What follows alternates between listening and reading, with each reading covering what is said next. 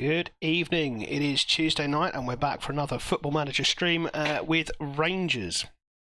So before we get into things tonight, I just want to say that I've started a Facebook page.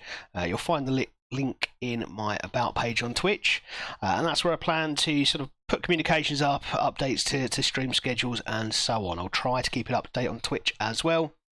But for all the latest news, do head over to Facebook, look for Adwin84, or as I say, you can find the link in the About page. So, hope everyone's having a good start to the week. I've got a few follows from from after my last stream, actually, before this one. So, Honey Badger, Boston Lad Gaming, Ib Guzma, and Gary Miller Gamer. Thank you all very much for following. I really do appreciate it. Without any further ado, let's get into the stream. So, we left off last time where we've just taken over from Celtic at the top of the table. All thanks to a 6-0 thumping of Hibernian to finish off the last stream on Saturday night.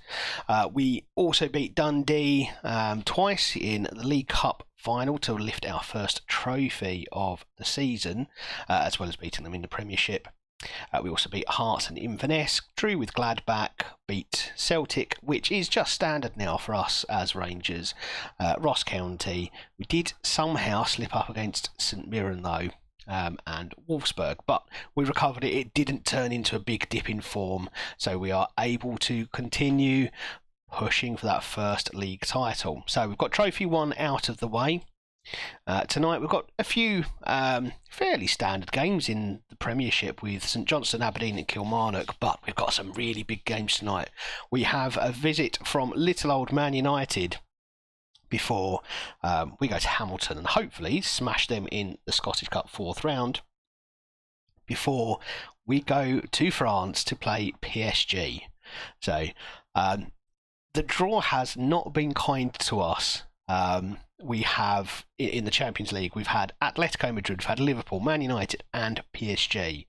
We've had 4 huge clubs in our league. We've beaten 2 of them already. We beat Atletico Madrid in our first game of the Champions League this season, and we beat Liverpool just last month as well. So, let's get moving forward, shall we? We've got some news items to take care of.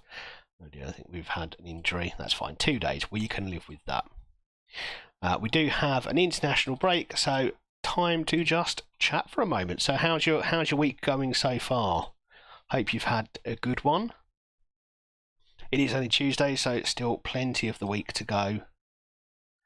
I don't know about anyone else, but the weather has turned. It's gotten a little bit warmer in London so far today. Even had a bit of sunshine, which was quite welcome. But not so much fun when it's glaring in your face all the way home on the train. But I suppose that sounds like a complaint. It's not meant to be at all.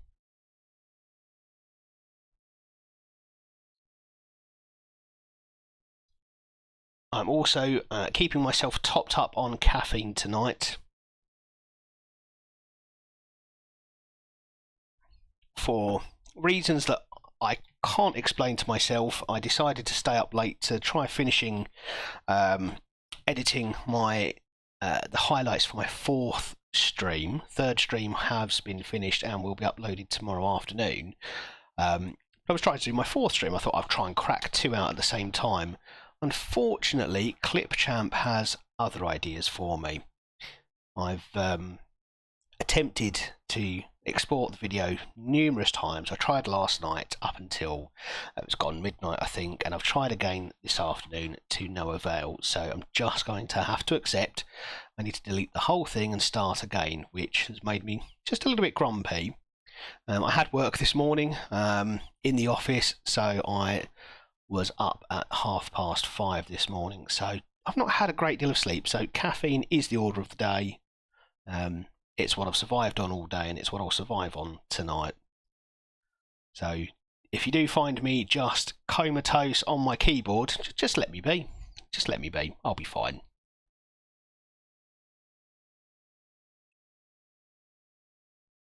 We have also got transfer window action tonight. I don't expect us to be making any great moves at all in the transfer window. We don't have much in the way of transfer budget. We certainly don't have any wiggle room when it comes to the Champions League squad. We don't have any more space, unfortunately, because of our lack of homegrown players. So if we do make any purchases, we are looking solely for homegrown Scottish players, because they will be able to come straight in to the Champions League squad. We also had the unfortunate news that Andy Robertson has decided to retire from football at the end of the season, which it's come as a bit of a shock for me, seeing as we spent £4 million on him in the summer to bring him. We brought him in specifically for the Champions League, really, and has turned out to be one of our better performers so far. So it's a real shame to see him go, but at the age of 35, and his physical attributes have taken a bit of a tumble. It's not terrible, and I still think he's probably got another season or two in him, but he's decided it's time to hang up his boots. Perhaps me playing him as a wing back is working against him there. And you can see we've got £500,000 transfer budget. We're not making great moves. I'm hoping actually that with the Champions League money that we are bringing in, next season's transfer budget will be a little bit more than 1.5 million. I'm not going to guarantee it will be, because they're guaranteeing here 1.59. That's not a Champions League budget at all. Even the £7 million we ended up with at the start of this season was better. We do have, however, some instalments going out, which probably is what means our transfer budget looks so paltry for next season. So we're just going to have to go as deep as we can into the Champions League and hope that the money from that gives our board a bit of pause for thought to help us go and fund a proper spending spree in the summer.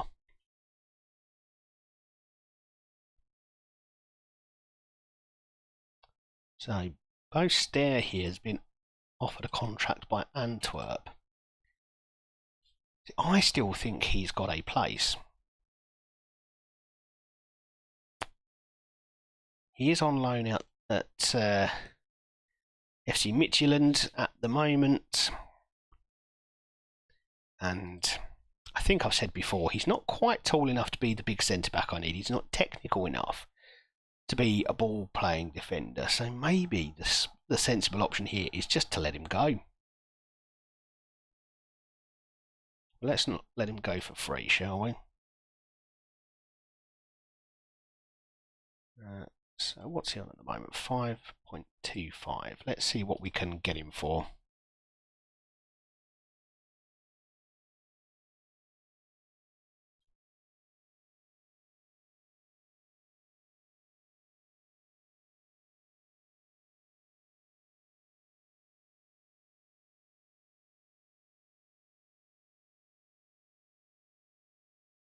£7k, that's not too bad.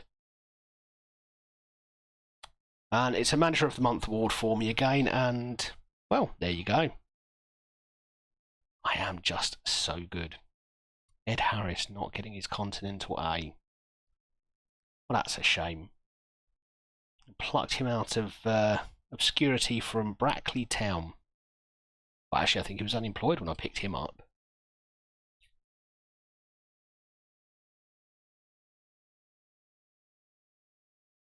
So that's a good question. Where do we think we could strengthen?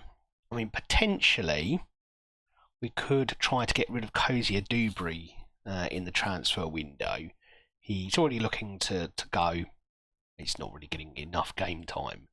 If anything, I'd be inclined to let him go and try to sign a youngster who could act as a backup. Maybe that's what we do. Is he in my Champions League squad? No, he's not. So maybe we just let him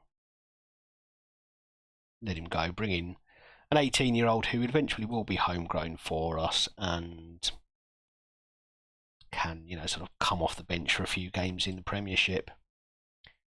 Let's transfer list him and offer him out.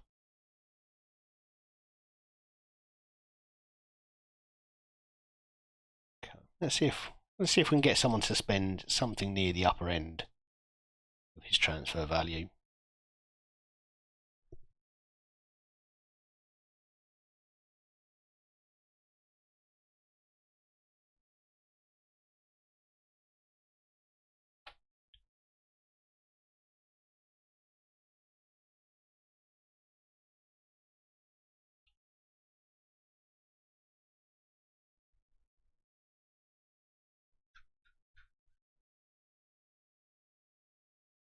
This isn't an international transfer window at all. International window at all, is it? This is the Scottish January break, which, well, it's only a couple of weeks, but it's something, isn't it?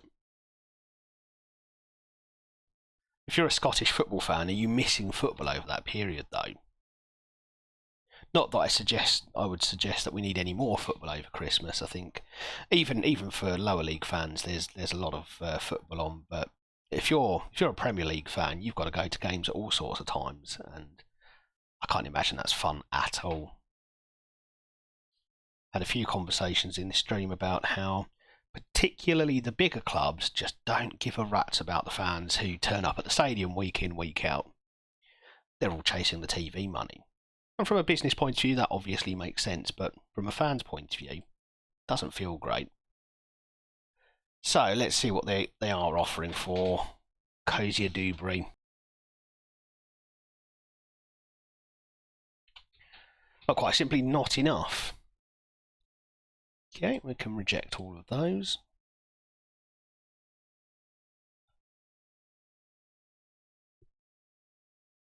Let's offer him out for 10 million and see what happens.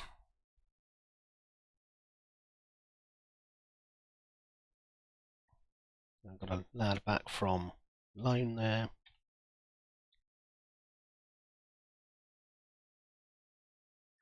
Loan offers, no, we're not doing loan offers. Unless they're very good. Let's have a look at them, I suppose.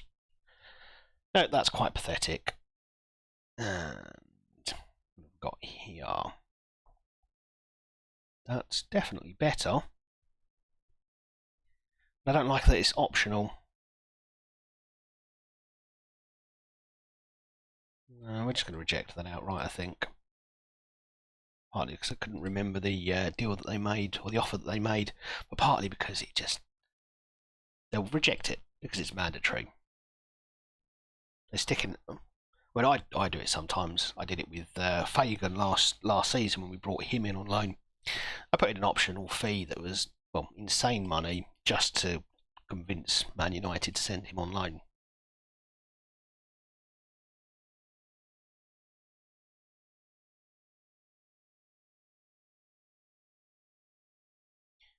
I'm sure he's come up on my news items, my news feed before for not playing in the right place. And yeah, they've not played him as a winger at all. I honestly don't understand why clubs come in with offers to say, I want to play him as a winger, and then never play them in that position. And the fact that he's not even played once as a winger is just bizarre to me.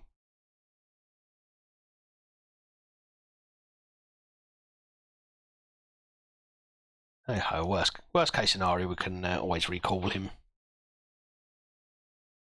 Well, that's interesting.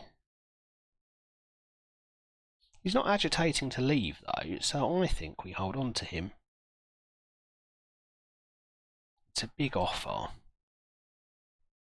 And this isn't his best season, but do I have anyone who my scouts have identified as a ready replacement?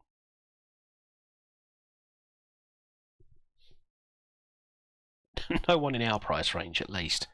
There's Sonny Falaris here. No nonsense, that's not quite the type of left back I want.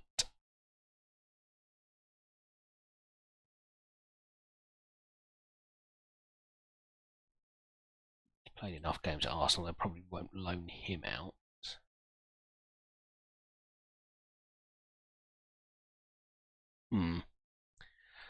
I think we say no. Let's see if we can get them to come back with bigger offers. Okay, this is getting silly now. He's not available for loan.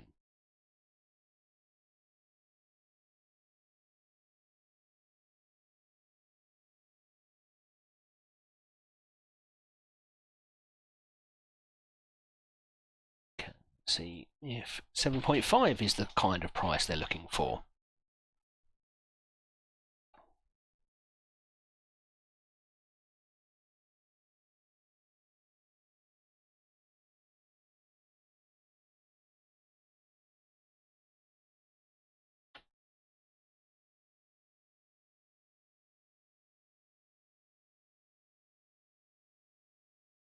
Oh, 2.2 million. Well, I think some people are taking the piss there.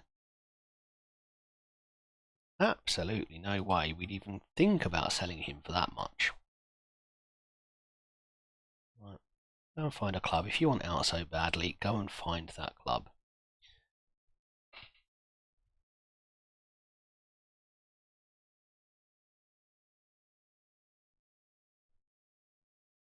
Okay. Phil Welsh is being offered a contract from Portugal. It is, isn't it?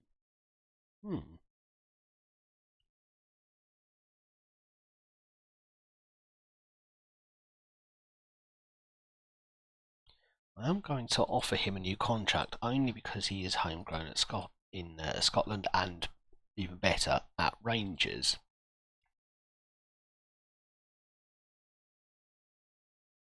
Don't do yearly wage rises. I'll give you a bigger contract if you're good enough. That's how it works.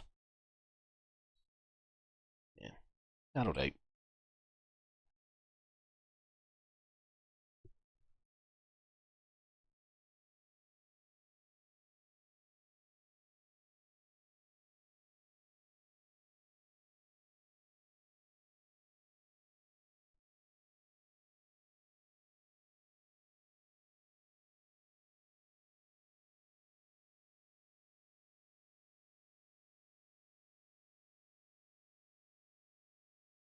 Okay, will anyone take him for 5 million?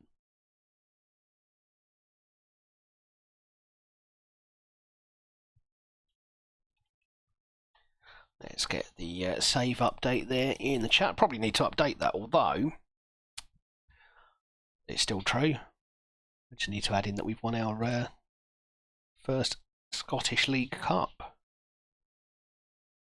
We obviously won the Scottish Cup twice, once with Dundee United, once with Rangers. In fact, I've won the Scottish Cup every season I've been in Scotland. Well, both seasons I've been in Scotland. Okay, well, they're all offering £5 million, but I do think that's rather silly. I was hoping to get something that I could negotiate back up.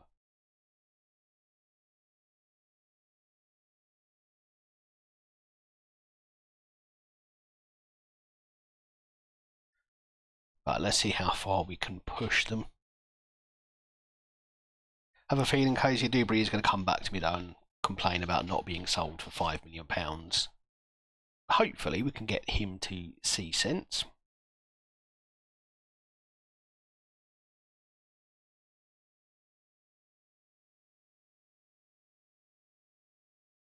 There we go. Okay, let's start with 6 million and we'll do 5 million in instalments. How does that sound? Okay, too rich for your blood. I get it. So £6 million seemed fine. So let's get up to 6.75 and see if anyone bites.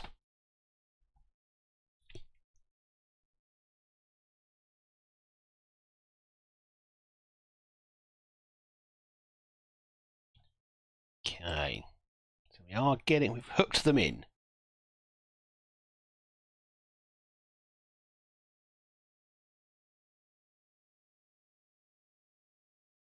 Okay, that's fine.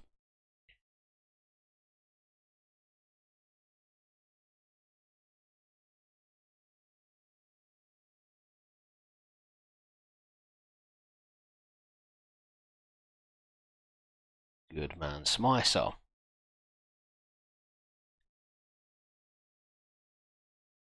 No, we call it a mid-season break, not a winter break. Fair enough.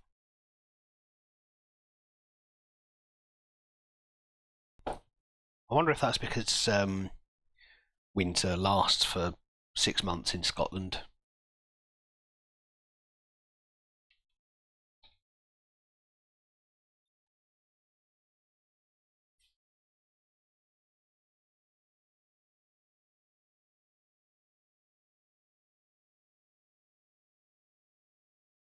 Okay, well, we're getting them to up their offers. We've still got 4 teams in the mix here. Okay, let's try 8.5.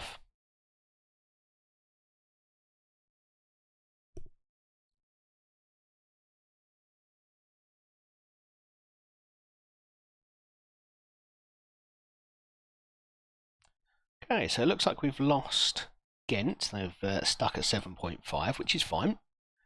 We'll just keep going until someone drops out of the running.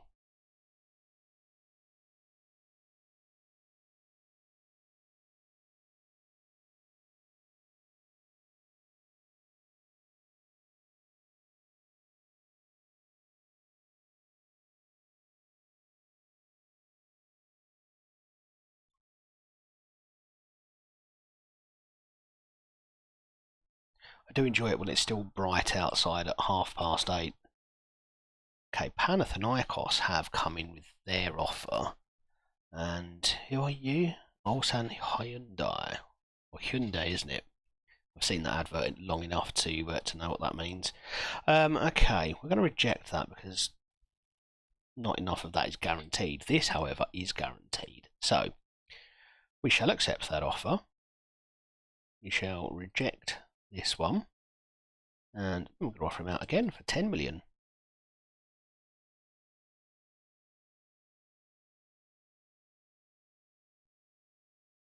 We'll see if we can keep pushing that sale up. But 9.5 million didn't look like it was going to be possible. And Ghent, yeah, they're stuck at 7.5.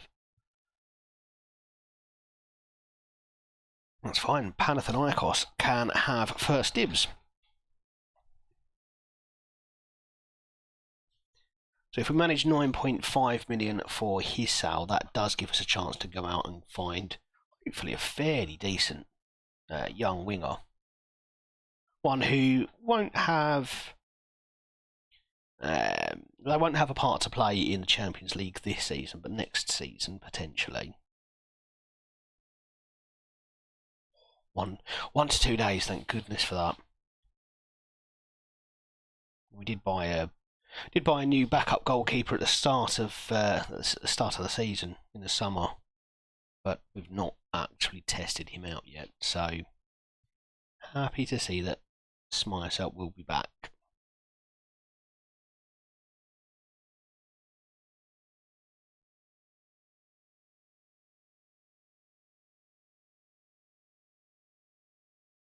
$27.5 million, far too rich for us.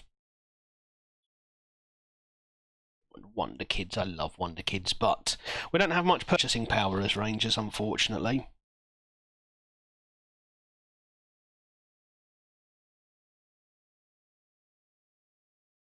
Okay, more contracts going in for Bostair.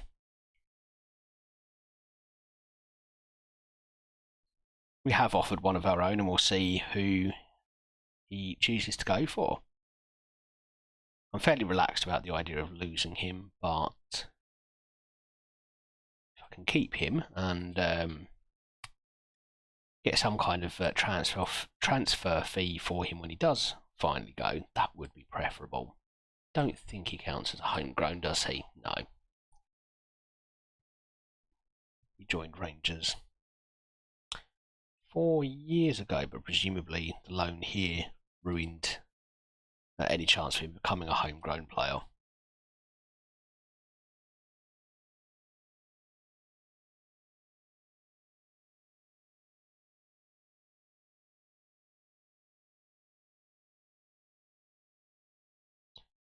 Goodbye, Matos.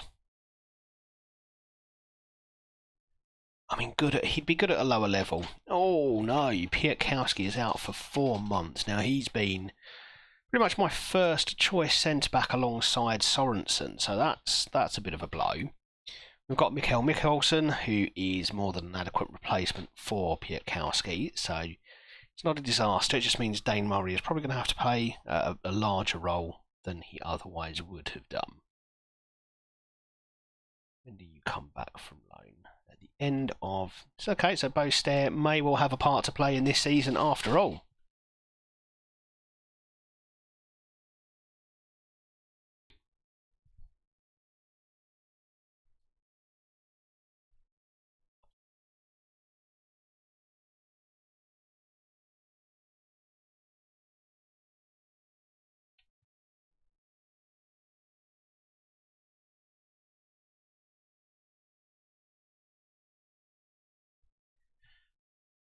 ought to add my Facebook page to that overlay.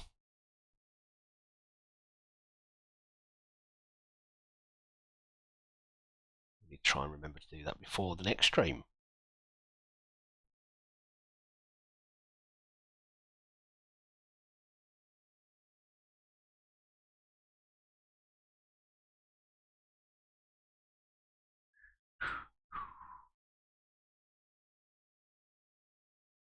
Where are Wrexham at the moment?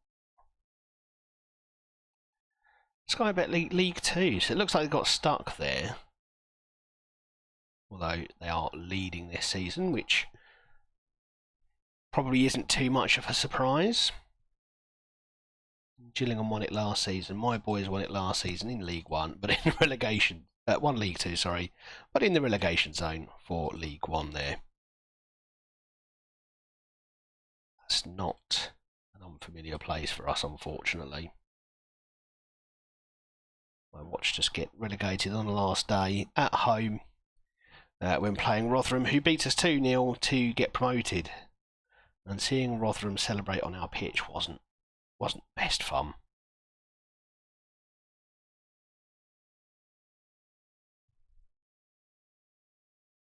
And this season we saw Leyton Orient celebrate promotion on our pitch, although we didn't have the we did manage to ruin the party slightly. They could have won the title at our ground, but beating them meant they had to put off the party for that one.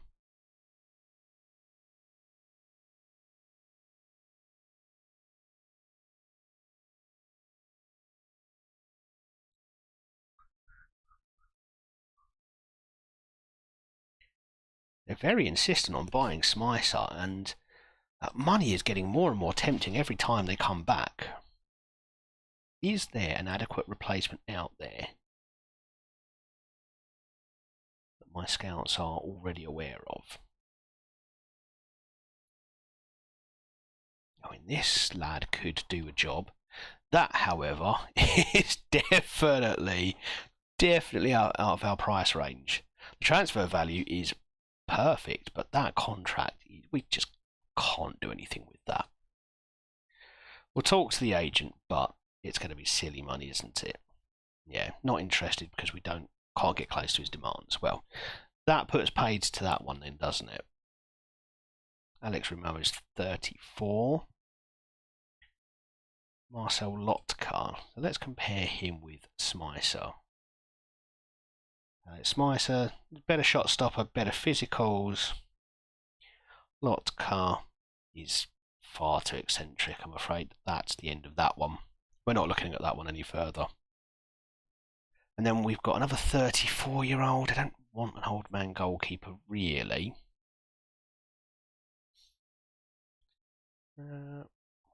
Let's... we'll do transfer and loan. That's the minimum we need, and actually let's make that a top priority.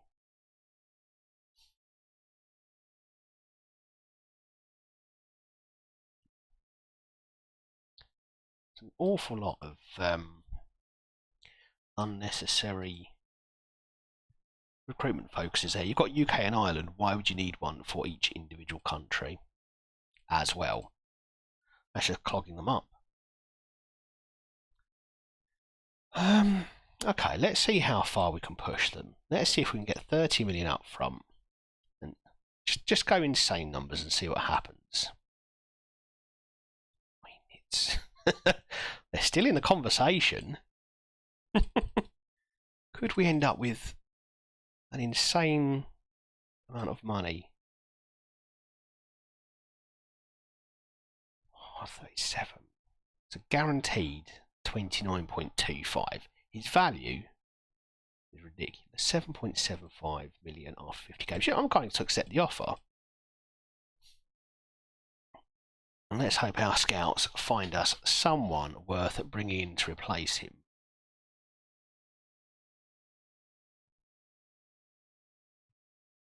And that sort of, even the 22 million that they're offering up front, that funds a spending spree in the January transfer window. we can look to bring in a replacement for Cozy Dubry, who's likely to go out for £9.5 million to Panathinaikos. We can bring in the replacement goalkeeper and probably have some money left over to look at youngsters, maybe even a wonder kid or two. So I say two. One will probably be our limit.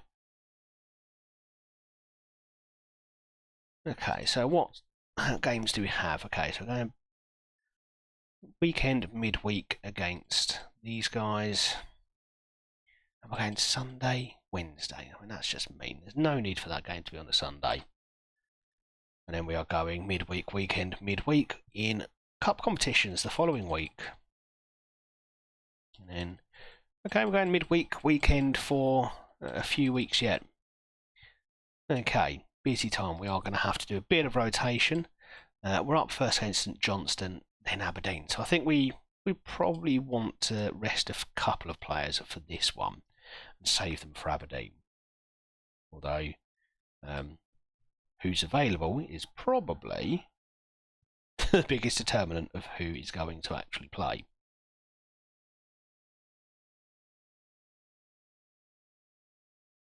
Raskin is on his way back in. Still 3 weeks away, but he is edging closer to a return. We desperately want him back. He's been, although his average rating doesn't look that good in that position at the base of midfield, I think he's been excellent.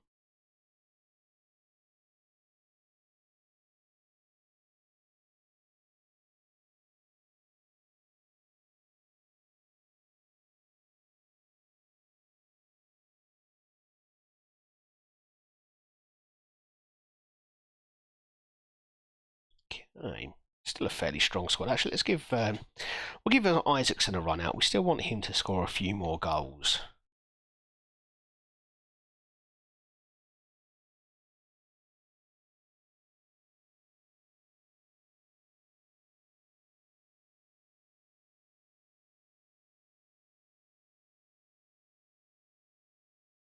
Bobby McDonald's made a few starts and a couple of starts and some bench appearances, and he's done fairly well in all of those.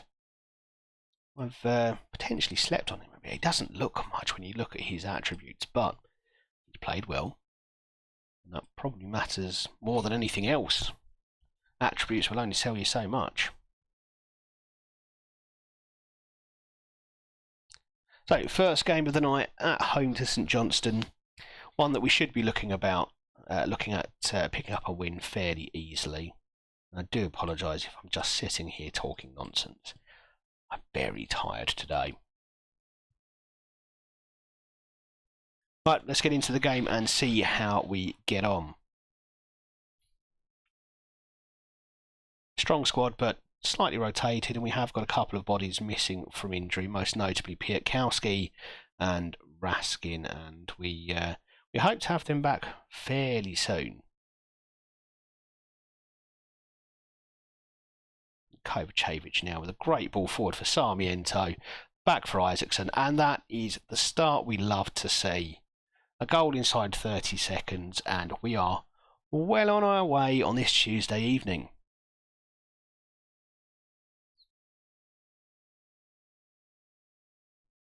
Don't forget to head over to Facebook and find my page, Adwin84, and give it a follow to get any updates on stream schedules. We'll post videos there as well as on YouTube, and you'll have the VODs on Twitch as ever. So plenty of places for you to come and consume the content.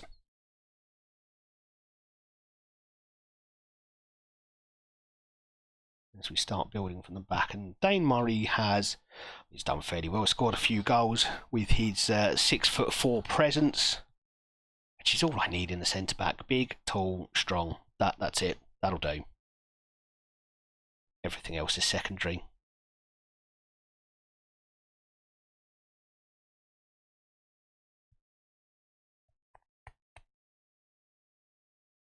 And a fairly tame passage of play there. Let's hope it's building up to something good for us as we continue to build from the back again.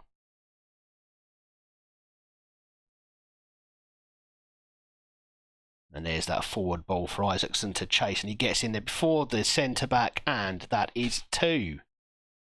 Referee's going to fiddle with his ear a little bit, but I'm fairly certain that was onside. There we go, that is 2-0. Perfectly timed run there from Isaacson. And that's 2-0. And of course, if we do manage to win this, we keep that top spot.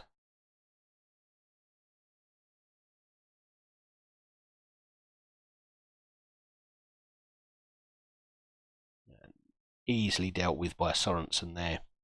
Kovacevic with another through ball for Isaacson, and Isaacson rather tamely puts the ball straight at the goalkeeper, but he's offside anyway. It looks like Celtic aren't playing today, so a chance for us to open up a 4-point lead, which, with the game in hand, probably doesn't mean a huge amount, but they still have to win that game in hand, and it puts the pressure on. Samoa's just apparently passing it to their defender then for some reason. But we do have the ball back on the halfway line. Nice one-touch passing there. Moving absolutely no one because there was no one near them, but we have managed to get it forward. That's a good ball through for Kovacevic, who blasts it wide when it looked easier to score.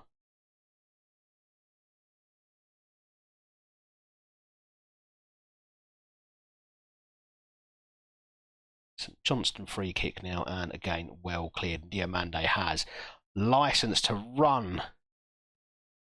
Has he got the legs for it? He gets down that left wing and he could put in a good ball. There are players in there waiting for him, and unfortunately he doesn't get it past the first defender, but we do head it back into the mix. There's Diamande in for Isaacson, and that's the hat trick. Okay, referee ear fiddling again, but once again I think he's fine. And it is an Isaacson hat trick. So I brought Isaacson in for this game and said I wanted to see him get some goals, and he's done exactly that.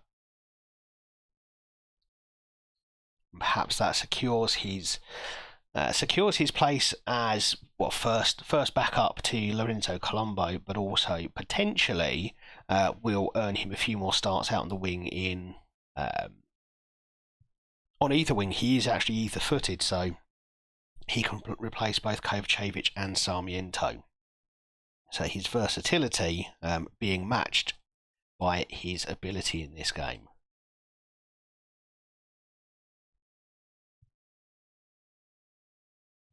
And we go out for the second half, full of confidence, 3-0 up. We've been all over St Johnston. It's very one-sided, this game, isn't it?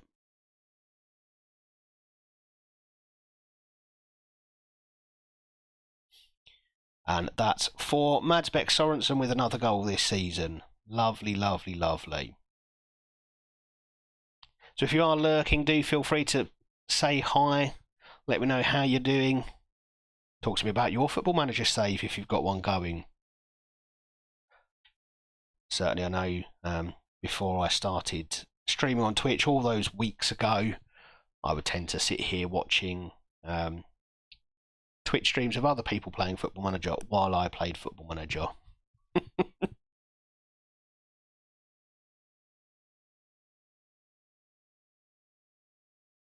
Chaby now for Sarmiento, and that's a lovely piece of football and a delicate finish. Unlucky to hit the post there. I'll make a few changes just to get some bodies rested. Shackleton taking a bit of damage in a challenge there, apparently. We'll also get Isaacson off and get Colombo on just to upset the opposition a bit.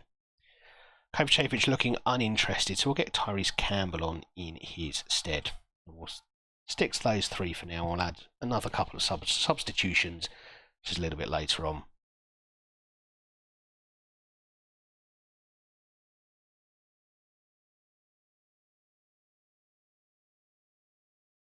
Oh, I mean that's quite an aggressive back pass there from Samwas. Thankfully, Smicer was alert. Okay, time for the last couple of changes, and I think we'll get Bobby McDonald on for another cameo appearance. Does prefer to be the Mazzarda, doesn't he? Yeah, he likes to get forward. That's fine, he's more than welcome to. Diamande can kind of do the box-to-box role a bit.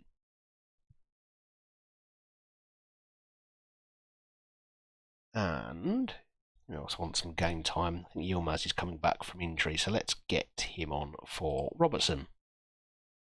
And we'll see out the game, hopefully, easily with those 5 changes now.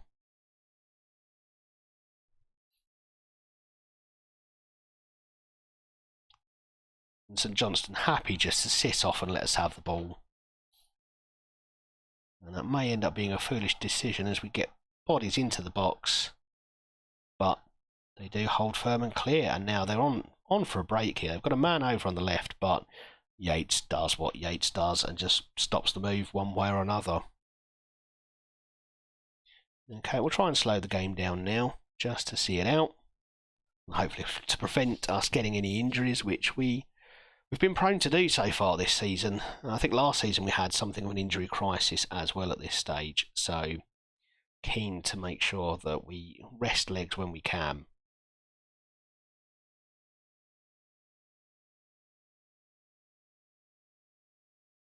Lovely football there, and that ends in a cracking shot from the end of the box from Diamande.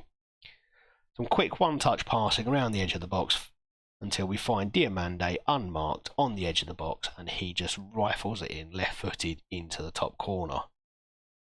And this is a lovely move. Ridvan McDonald back to Ridvan, and then Diamande just smashes him. Easy, easy, easy. Well, that is the perfect start to the stream.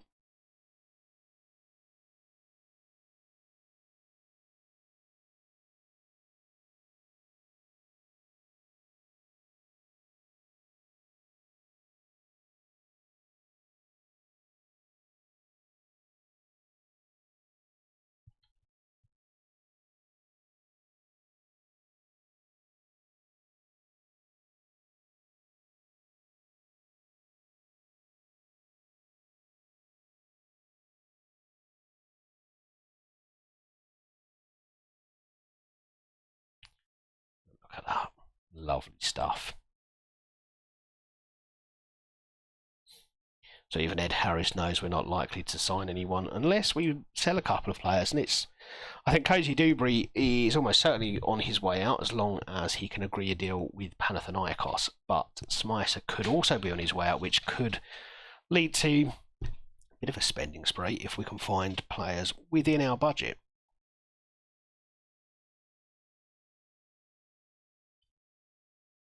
Aberdeen wants Steve Kelly, who...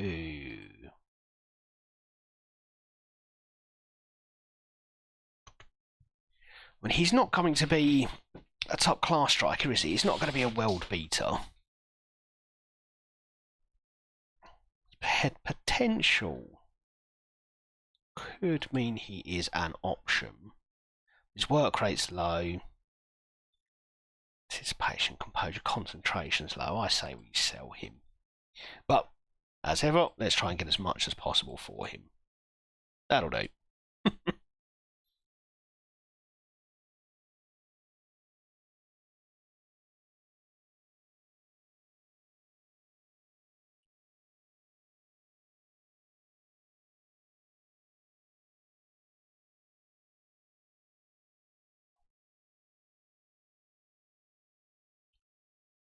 Okay, so Bostair is staying with us, which is good news indeed.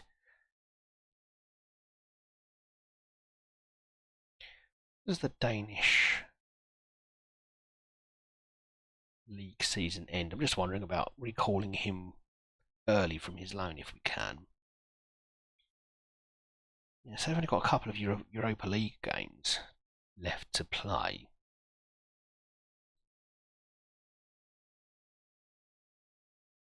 I think we pull him out. Let's get him back at the club. Seeing as Piatkowski is injured, he He will have a role to play. It'll be a fairly small role. It won't be a significant role, but let's see how he gets on.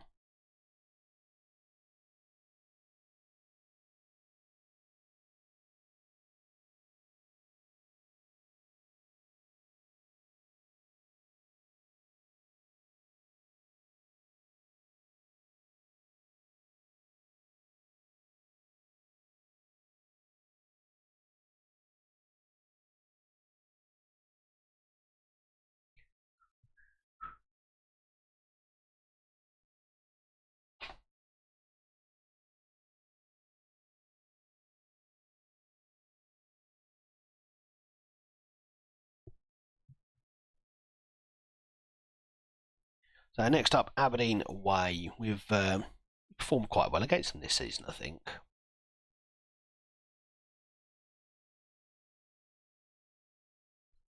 I can find a game against them that we've actually played.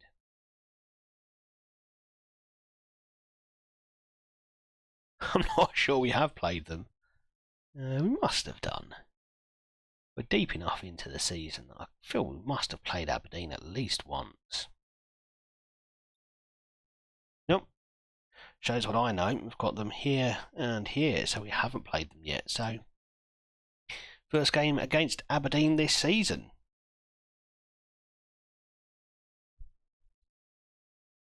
And we've got Kilmarnock away and then Manchester United at home. Manchester United are coming to Ibrox.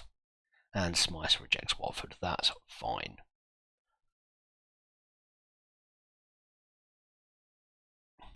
While in my mind, I'd already started to spend some of the Smythe money, I'm not sure we'd have found an able replacement quickly enough to allow me to go through with that deal. So I'm quite happy to see him stay.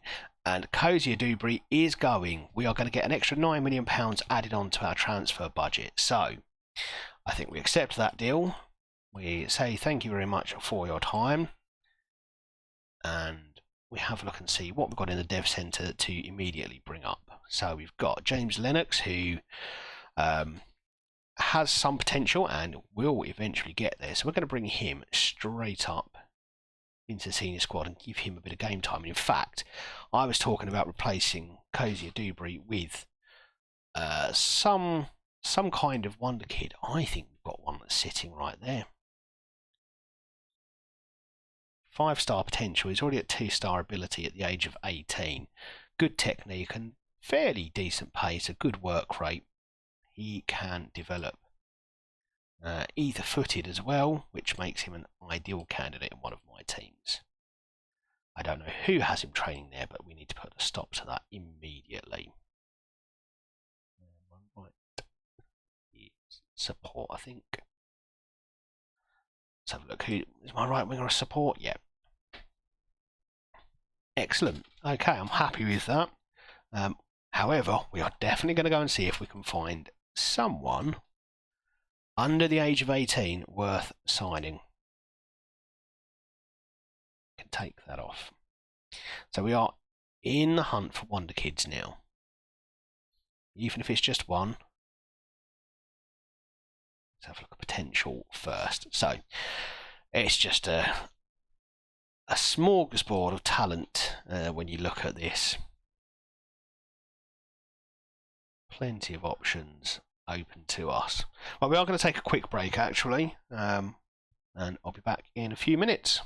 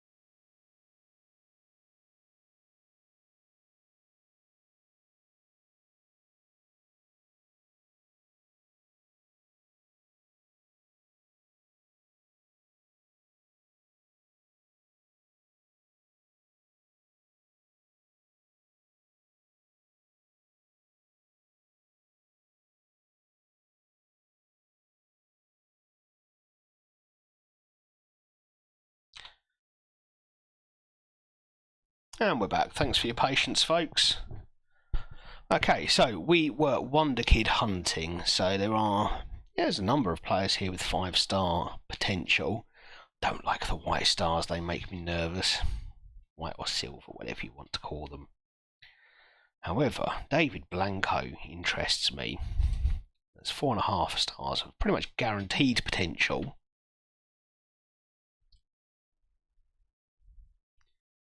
Ahmet Kurt has 2.5 to 3 stars of ability already, and look at that.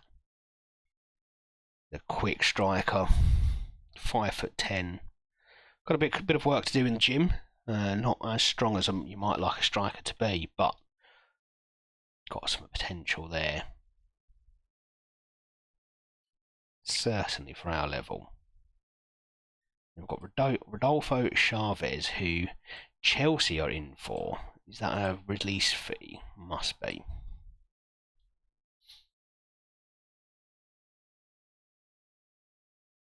Yeah, minimum fee release clause.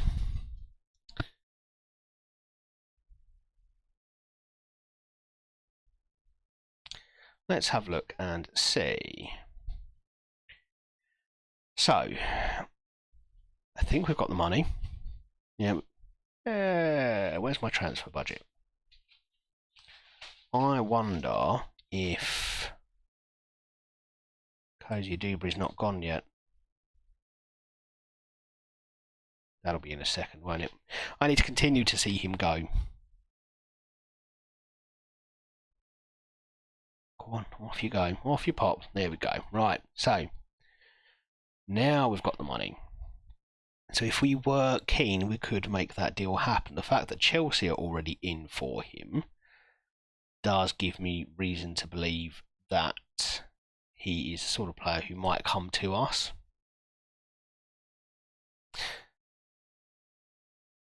I mean, actually, no, it gives me reason to believe that he's the sort of player we want to come to us. His agent tells me he wouldn't mind.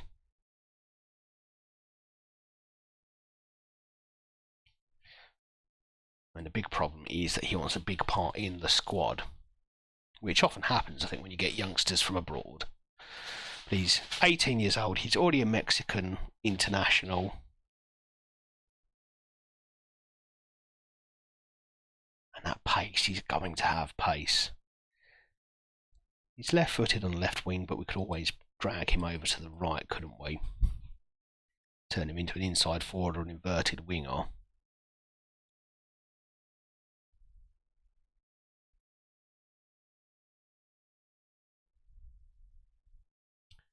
Okay, let's make it a recruitment focus, shall we? Get rid of that one as Smycer's not going anywhere. And let's have any position. Let's go with big potential, please. And let's see what my scouts can come up with. Say 1.5. Okay, right, let's let our scouts do their job.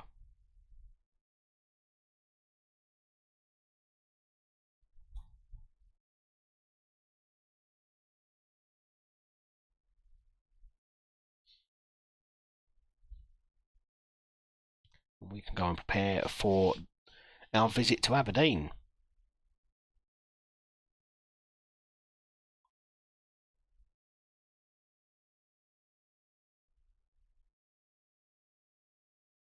He's very good, isn't he? Look at that. Dribbling, first touch, acceleration, pace. So let's make the offer.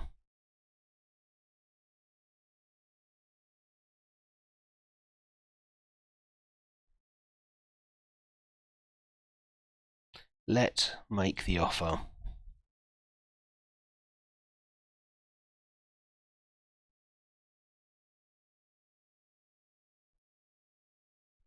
Well, he may be even. He's 5'10" centre back, but can play as a wing back. 6.25 million domestic. Okay, let's put in some kind of offer for this guy, I think.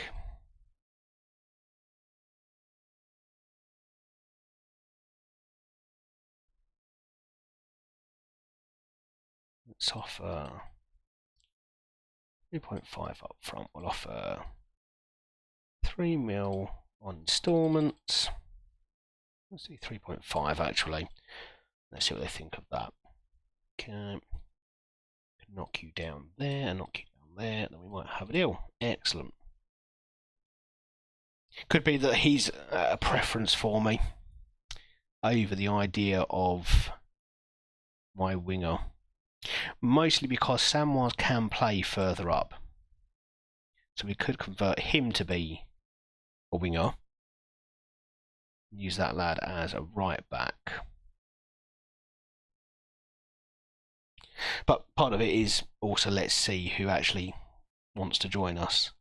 With Chelsea in for the Mexican lad, it feels unlikely that we'll be able to pull anyone in. Right, no changes to the Champions League squad for us. Koji Dubry, who has left us, is not, unfortunately, in the squad, so we're not making any spaces. So interested, but he's more interested in joining Chelsea. That's understandable.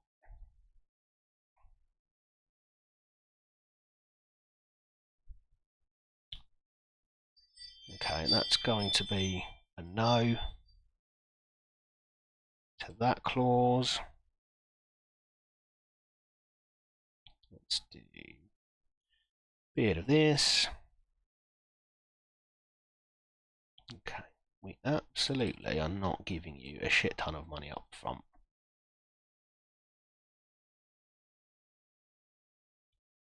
Okay, let's see what happens there. And he's more interested in Atletico, but Atletico haven't made an offer yet.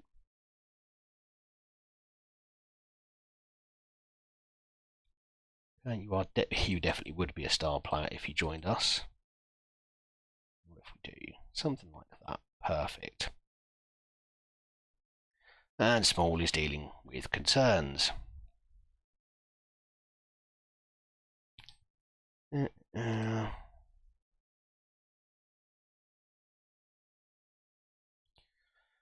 Okay, I think it might be close to time we sold Thierry Small and looked for another replacement. Well, he's not going to get into the Champions League squad this season. We still have Andy Robertson, and I can't convince myself that he's going to make it in next season either. At best, he's a backup option.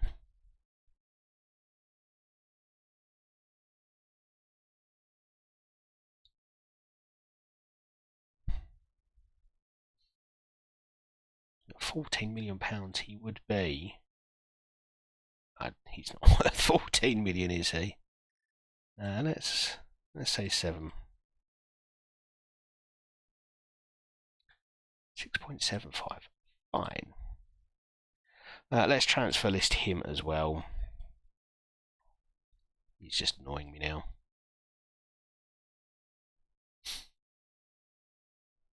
Either we try to replace him in the January window or we wait until the summer, depending on who and what is available.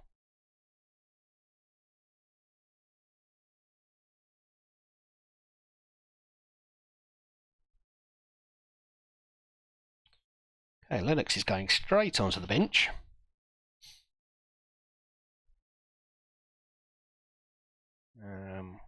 Let's get Payne back in, and Yilmaz can come back in. Dane Murray for Mikkel Mikkelsen. Let's get Yates in there as well. And Lorenzo Colombo can come back. Is anyone on the here who probably deserves a bit of time on the bench? No, I'm happy with that. Let's go and see how we do against Aberdeen. So we are without Kozia Dubry, who was sold to Panathinaikos for £9.5 million. But I don't think that's a disaster for us. I don't think he was adding a great deal of value. It gives us a chance to get a youngster into the squad. And in fact, we'll boost our Champions League contingent because he is 18, homegrown, so doesn't need to be registered.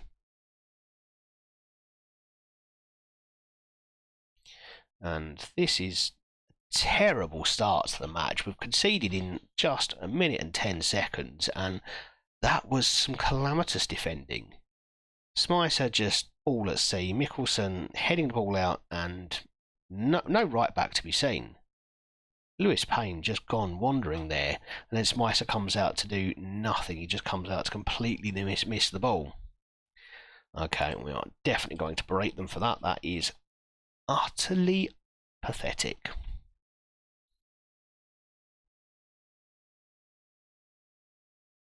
Okay, Yates now does win the ball. Let's see if we can regain some of our composure after conceding that early goal.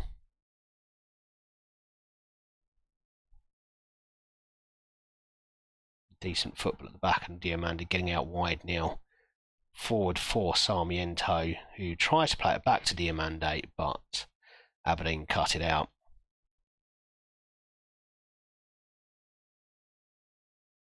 Sarmiento has picked up an injury early here, which is just a little bit concerning.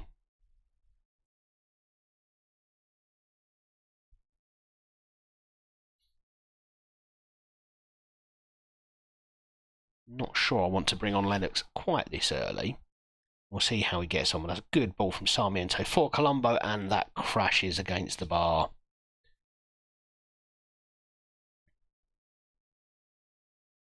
I will encourage the team now.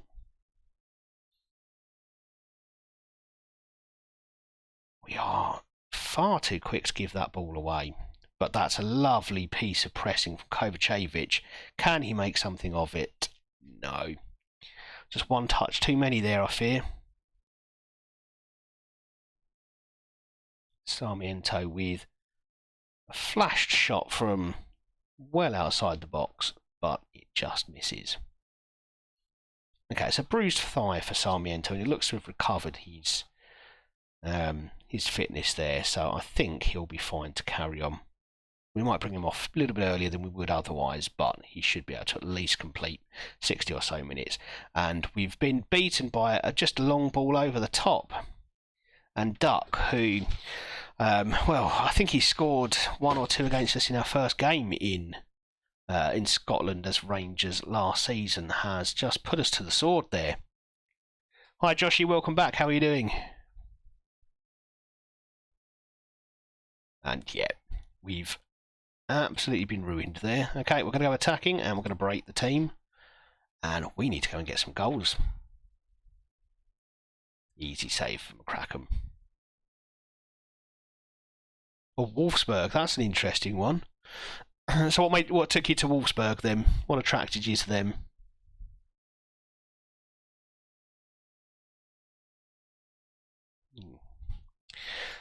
And Aberdeen are keeping the ball a bit too much for my liking here. Hay down the left. In for McCrory, and oh, we are getting hammered.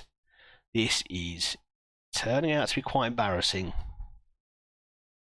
And worryingly, that's probably the strongest 11 I've got available to me.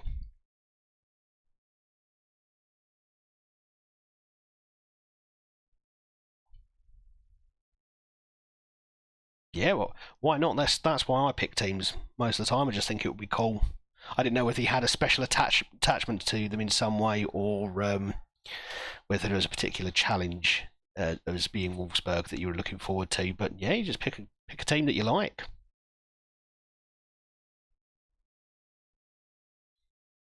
See, I struggle actually. I think there are too many teams that I'd want to play as, so that's why I start doing the unemployed ones, because well, then it's not up to me anymore. It's almost like random. And Kovacevic does get one back for us against Aberdeen. Let's hope that we can keep that kind of vein up. I mean, the fact that we've conceded 3 goals from 3 shots on target really is a sad indictment of our defending. And Smicer hasn't covered himself in glory. Goodness knows why Watford were willing to spend 30-odd million pounds on him, and we've just let them waltz through us again. I think we're going to have to give Sorensen instructions to specifically mark Duck because he is annoying the crap out of me at the moment. Right, let's do a bit of arm thrashing in the dressing room because that's just utterly pathetic. We've had the better of the game. XG is higher for Aberdeen simply because whenever they've got through our lines, they're completely uncontested. I think we are going to bring off Sarmiento now because he's obviously hampered. He's not playing as well as he could.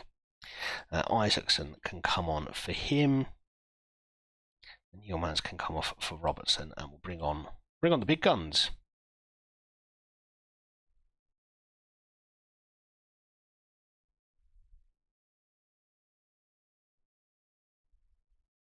So how's your week going so far, Joshy?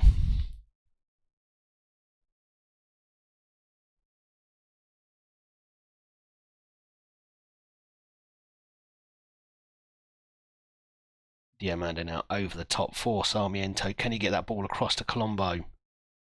He's going to try and go it alone. No, he's not. It's for Kovacevic, and he's got a little bit of a touch on that, but not enough to divert it past the keeper.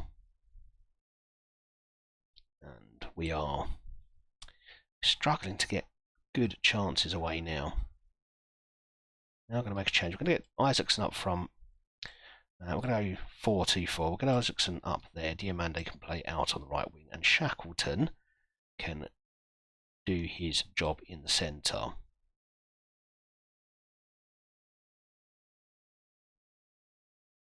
Isaacson can play as deep line forward. Yes, he can. So let's try to get this ball forward a little bit quicker as well.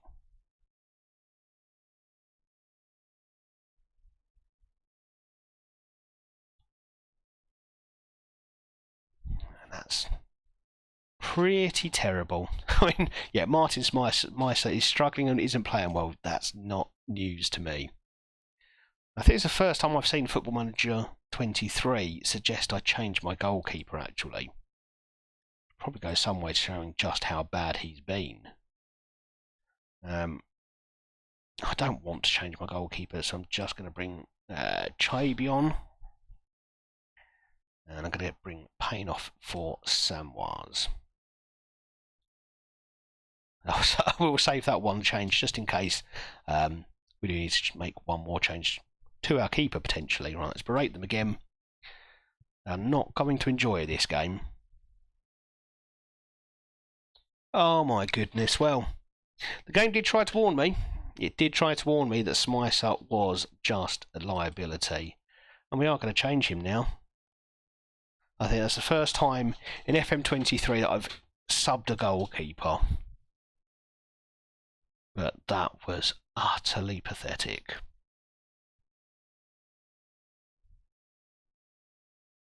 Well, we did have that little wobble earlier in the season when we lost to Wolfsburg and St Mirren in consecutive games, and I thought, probably a bit naively, that was my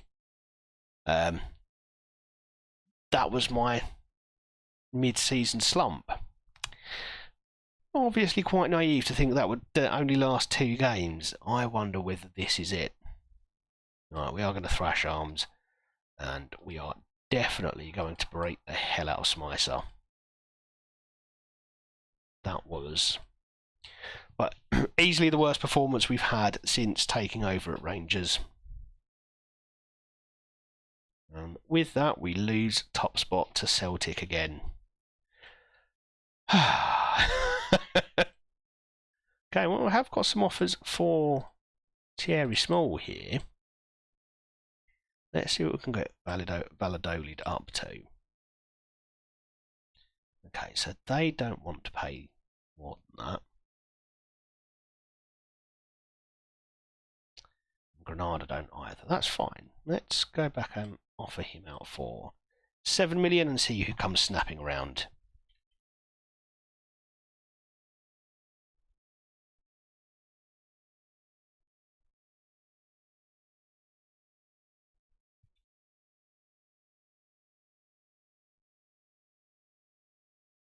Okay, well, let's hope we turn things around quickly, because with Man United just over the horizon there, I'd hate to think we're going to find a slump now. I'm just going to accept 7 million. I don't know if I want to push that any further.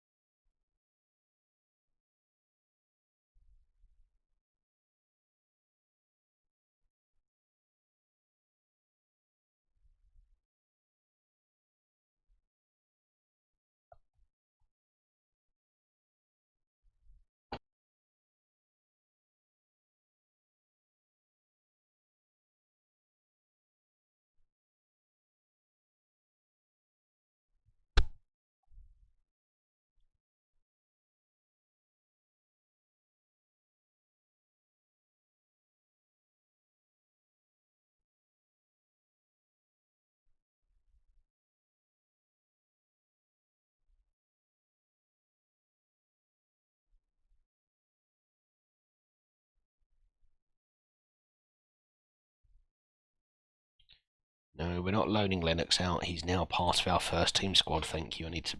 Is he still on the loan list? Yeah, let's get him off that. In fact, we better make him unavailable for loan.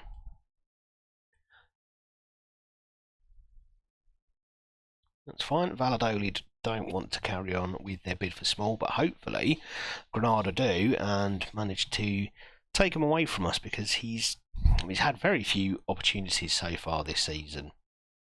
And he's not in the Champions League squad, which has made him unhappy. I don't like to make players unhappy. Well, I mean, I don't care, but I just get rid of them as soon as they get too unhappy for my liking.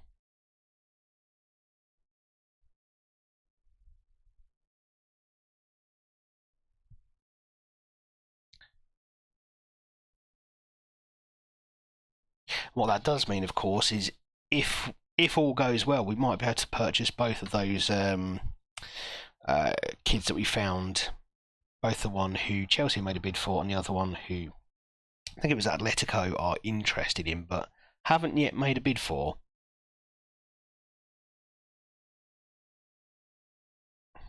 Okay, so we are away to Kilmarnock, and we need to halt that slide pretty quickly. That was an embarrassing performance against Aberdeen, really.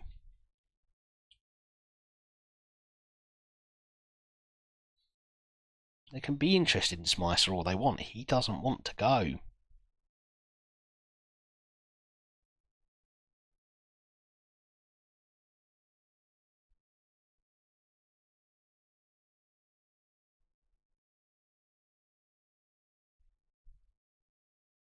And Small rejects Granada. That's a shame. Okay, well, we'll offer him out again.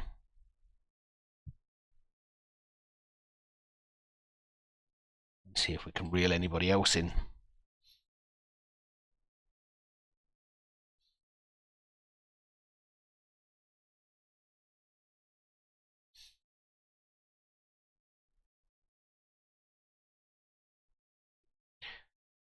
Let's see how my man PMD Adaptable is doing in his draft competition. In the FM series draft, and if anyone fancies going and giving him a little bit of support, do feel free.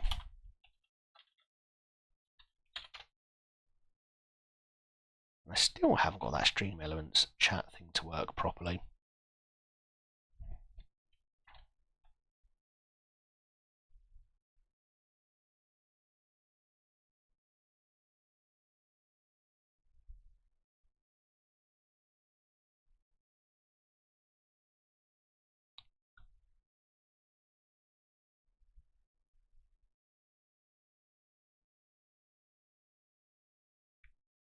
I think that's the right command. I don't see what the problem is there. It's referencing the right channel.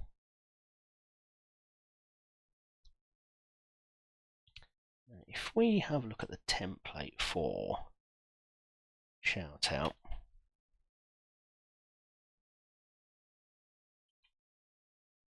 back to this one.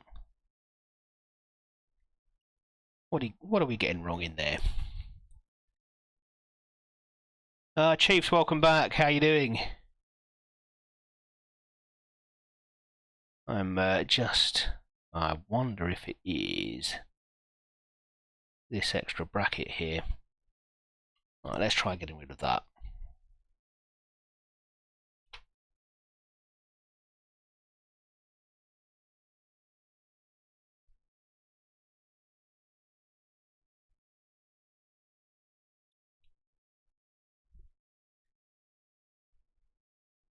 Yeah, I'm really good. Thank you, Chiefs. A little bit tired today, so I've been trying to edit down some of my stream videos for YouTube just to help people to catch up should they so wish, and was busy working on stream 4 last night.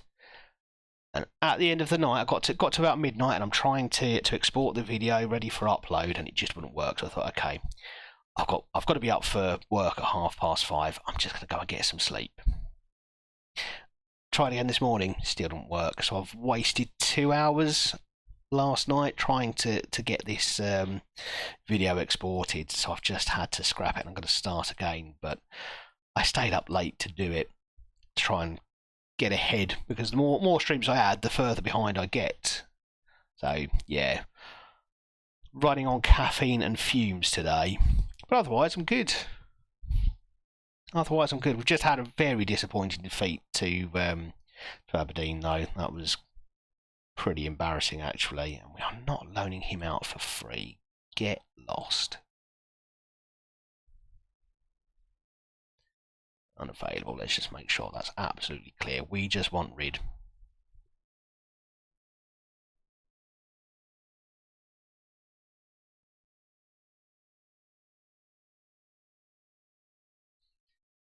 Yeah, I mean, it's not that much of a pain. I don't mind doing it. It's the length of time it takes, trying to make sure you keep things like goals from each of the games in. So you have to pretty much watch through, and if you try to pick out any talking points that happen in between games, but eventually you get towards the end of the night, and I was just cutting everything that wasn't a match.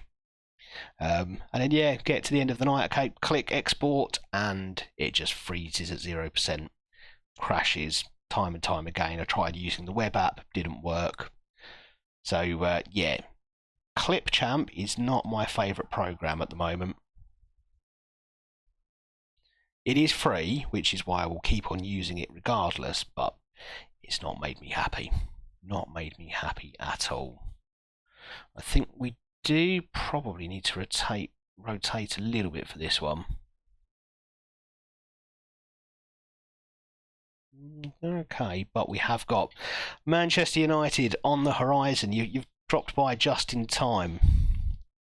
Probably going to watch me get thrashed by them. Let's get Lennox on for a start.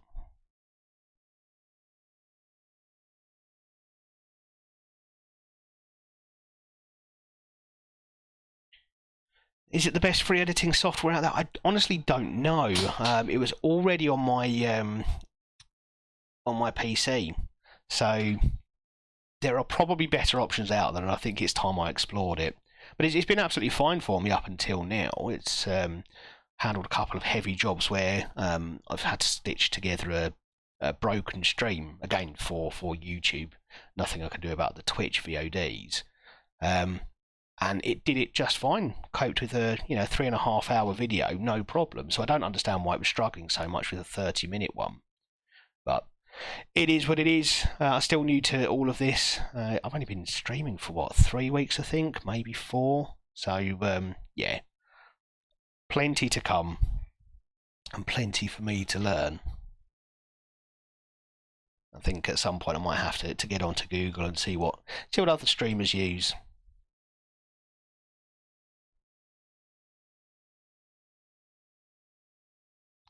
Right, let's see if we can shake off that horrible loss away to Aberdeen and go ahead and get a win here. I don't know if you've ever seen Kilmarnock's real pitch, but it's a disgrace.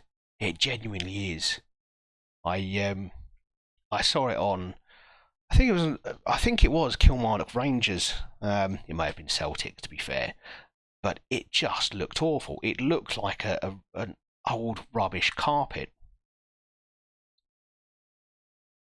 I appreciate that, Chiefs. I think, like I said, I'd never had a problem with Clipchamp up until last night. So I will probably tomorrow night get back to it and see if I can edit a video or two. But if it causes him any trouble, then I'm definitely going out there looking for other options.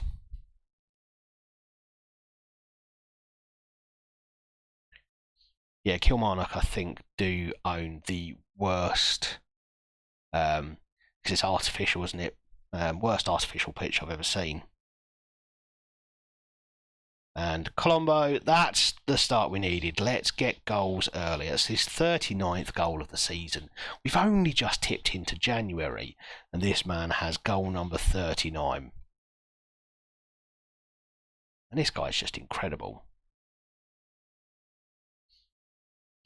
At some point, he was wanted by Juventus, and I could imagine they're going to come in for him at some point. And Isaacson joins the party now, and we're banishing those demons quickly, which is good to see. Get us back in form rather, and just in time to go and find United.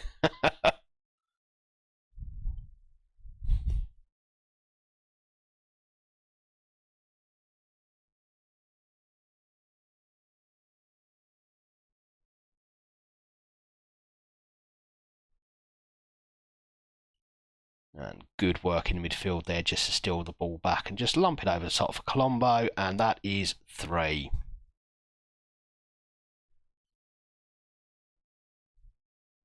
What's the stadium name?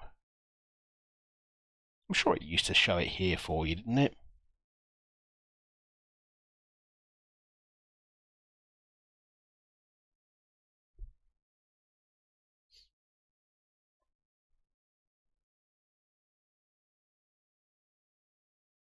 I talk about Kilmarnock having possibly the worst artificial pitch ever.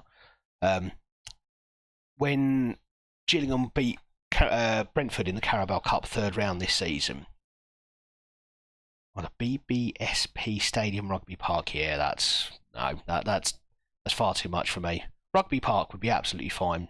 No need for the rest of it, but I guess that's sponsorship, isn't it? Unfortunately, when we don't have the sort of money that flows around the upper echelons of the Premier League, you have to make do with what you can get. Priestfield's been the Men's Priestfield Stadium for a number of years now. 10 years, perhaps? You just kind of ignore it as a fan.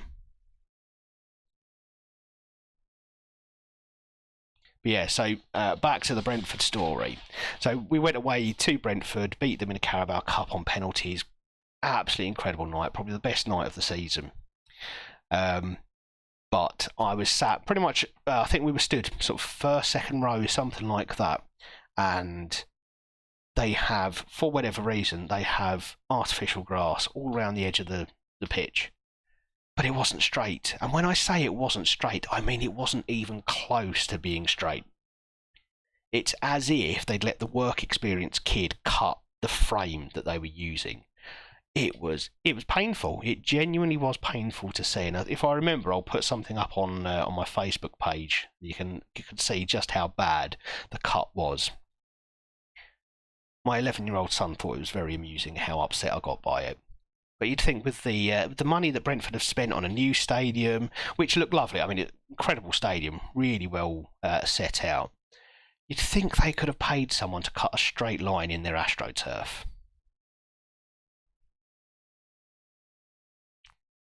And James Lennox scores a goal on his first start for the club. That's my boy. He's only in the squad really as a result of the sale of Cozier Dubry. But I've slept on him a little bit. Probably should have got him up into the first team squad from the start of the season. And he's put over a delicious ball there as well. Colombo gets a perfect hat-trick, left foot, right foot and a header. And it was Lennox who put in that very teasing ball there.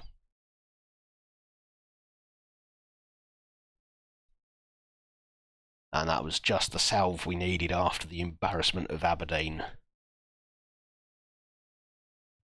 And to think Man United have got to come to Ibrox with us in this kind of form, I think they're in trouble.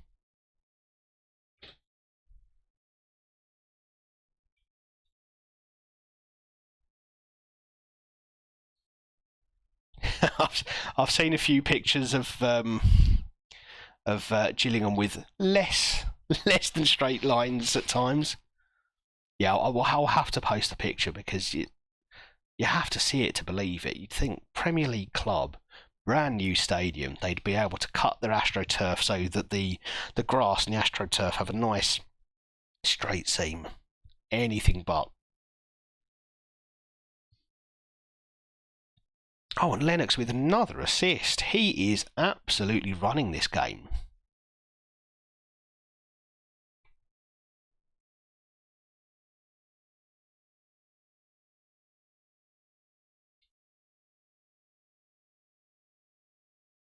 Goal and 2 assists, but he's not the only one with a goal and 2 assists.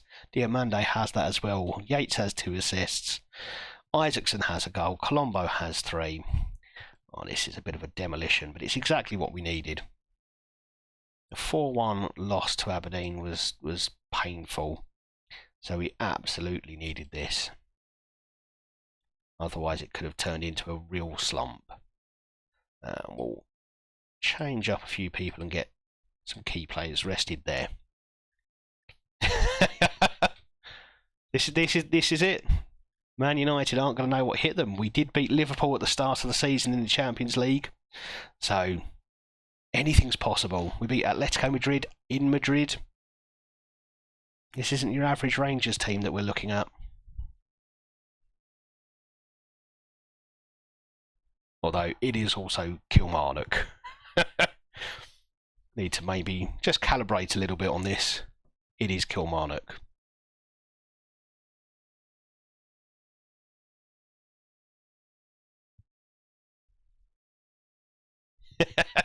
Kilmarnock and United, 2 of the best teams in the world. Well, I mean, yeah, you've just seen how. I mean, that was total football from Kilmarnock. That's the standard that you expect to see.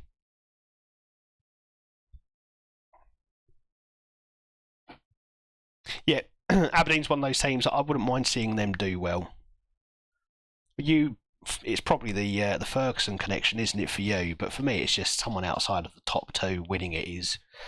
I mean, I love that. I was a big fan of Leicester winning the Premier League. Right, let's drop you and let's get Bobby McDonald on. Let's get some youth running around the pitch. Yeah, I assumed it would be. Were they the last non-Rangers, non-Celtic team to actually win the league under Ferguson?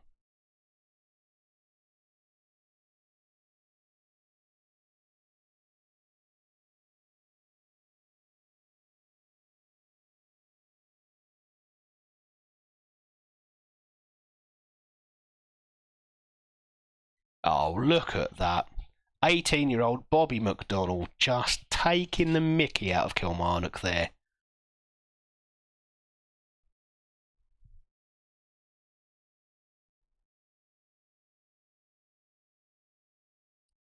Chests it down and then an audacious volley, just chipping it over the keeper.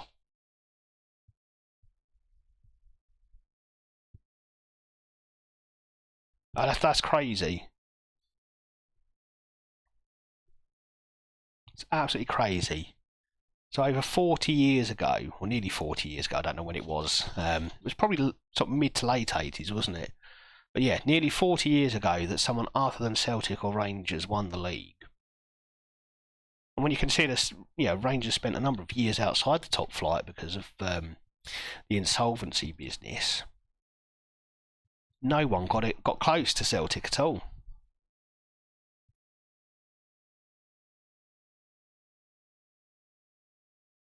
Oh, that's a good recovery. It's a good bounce back from the Aberdeen game. This is the big one now.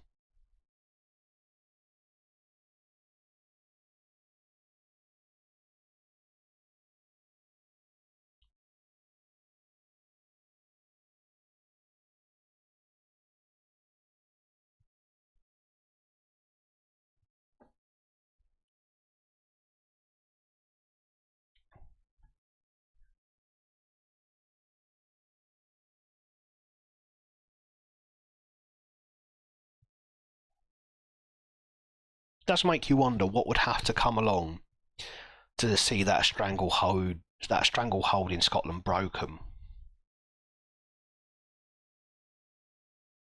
I think it would have to be some quite immense investment in one of the other clubs, but where's that going to come from? That's what I don't understand. That's what I can't see. Where's it going to come from? Which club would anyone deem to have a base worthy of going and buying out the club?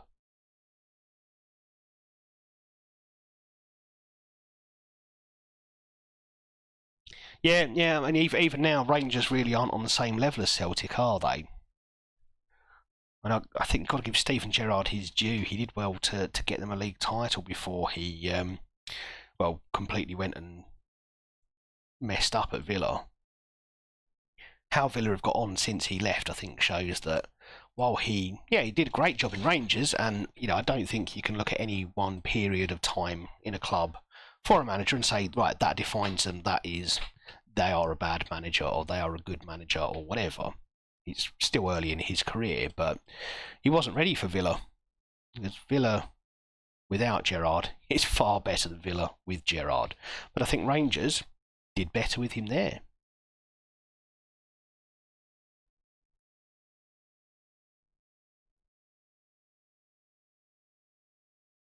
Yeah, some very rich person to buy a club. Yeah, absolutely.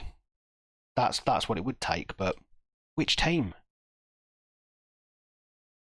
Which team would a prospective investor look at and say, right, that's the club that we're going to take to break the diarchy between Rangers and Celtic?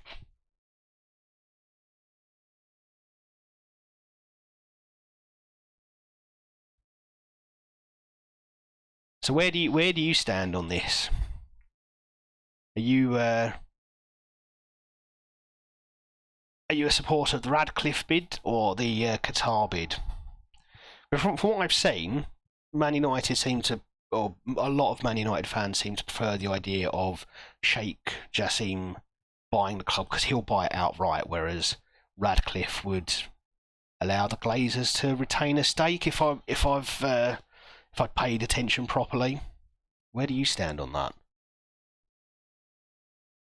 And speaking from experience, so Paul Scally was the majority owner of Gillingham up until December last year when Brad Gallanson came in and bought. I think it was a 70% stake, meaning that Mr. Scally retains 30%, and that still upset a lot of our fans, like a lot of fans. Um, he even he was at the end of season awards dinner, and you could see some faces just drop as soon as they saw him. So yeah, is it because do you prefer the Qatar bid because it just means the Glazers are gone, or do you think they've got the money to compete with Newcastle, with PSG, with these other clubs owned by oil-rich countries, and not forgetting Man City, of course?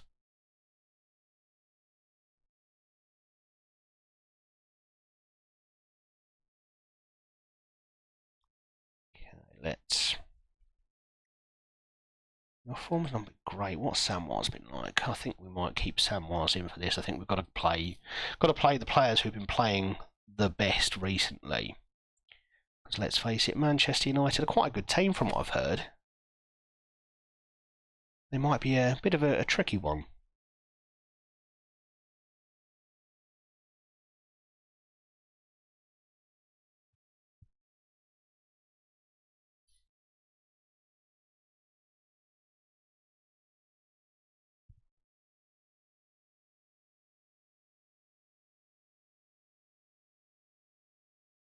So this is something I don't think I understand properly about the Glazers and the strength of feeling at Manchester United. So from the outside, it looks like they've spent a lot of money. Yes, they obviously are using Man United as a vehicle for some debt, but that's true of any business, any company, any club that's owned, people will raise money from the assets they have. Generally, they're not able to raise more money than they can actually afford to pay. Similar to if you're getting a mortgage. Although I'm not going to say for certain that at that sort of level there aren't some dodgy dealings that can potentially go on. So what's the reason? Why are the Glazers so hated? Because I think they've spent quite a lot of money, haven't they, on players? Is it just the wrong players? Is it the lack of structure at the club? Is it they have too much of a part in the day-to-day? I'm genuinely intrigued because I don't know the ins and outs of it.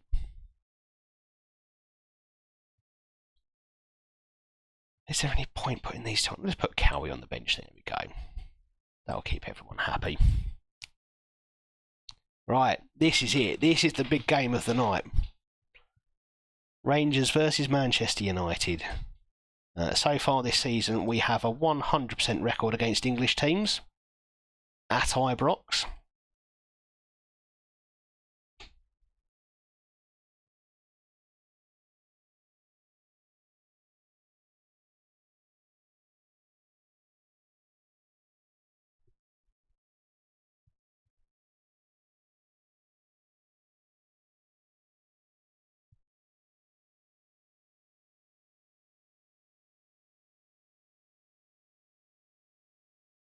So they're not spending money, it's club's money, from revenue, taking dividends out of the club every year, but don't put a single penny in. And let Old Trafford go downhill. Yeah, so I have heard actually about the lack of maintenance at Old Trafford.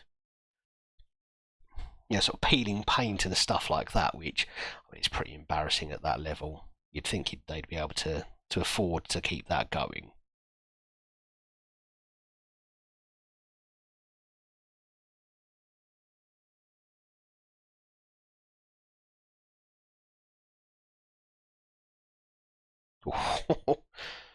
That was a very good move. So them taking dividends out of the club. I mean, if it's a club that's making profit, as owners, are they not entitled to do that?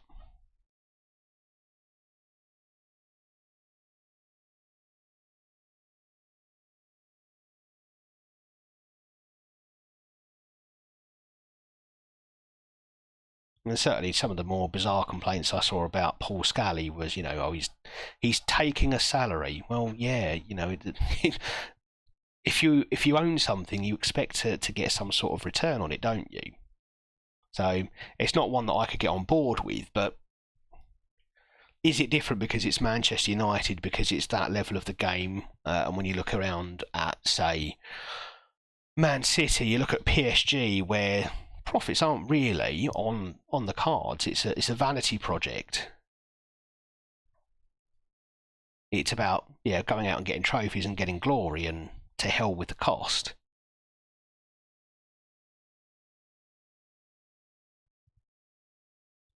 And I don't know if you saw that, but we're beating Man United.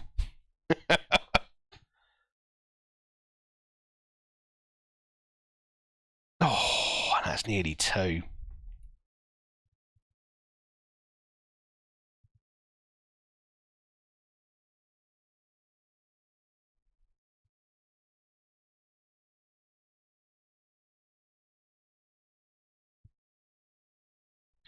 Yeah, and I suppose that's got to rankle a bit. If they've not put a single penny into the club, they've not bought it to make the club better. They've bought it to try and make themselves some money, haven't they? And I guess I could definitely understand that.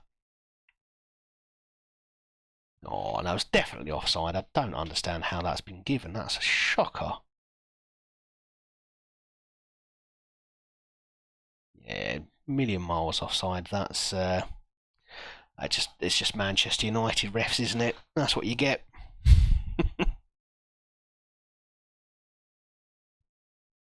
Yeah. No, I get that. I do get that.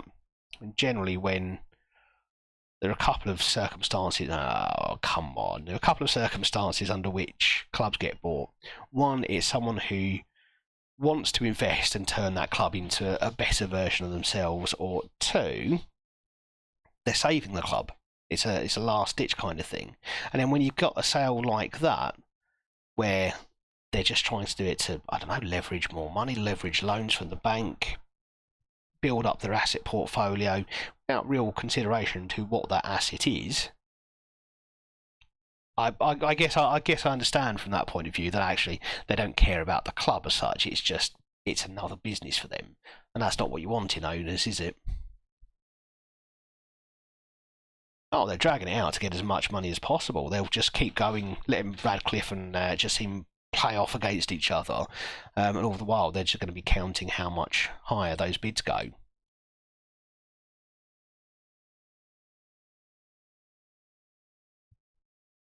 I suppose in some way it's just another of the dangers with so much money being in football. It's going to attract those sorts of people. It really is. And we've seen it at the lower levels of English football, of any football really, but English football in particular. I can think of a few examples with with the likes of Southend, with Scunthorpe, who thankfully have just been bought out now. With there must be far more examples than I'm able to sort of think about off the top of my head, where bad owners who are really just interested in trying to make a few pounds out of something rather than understanding the importance of that club to the local community. And it always goes one way. That club gets into financial trouble because the fans get upset with it. They stop spending their money at the club. It doesn't happen so much at your level of the game because there's just so much money involved in it.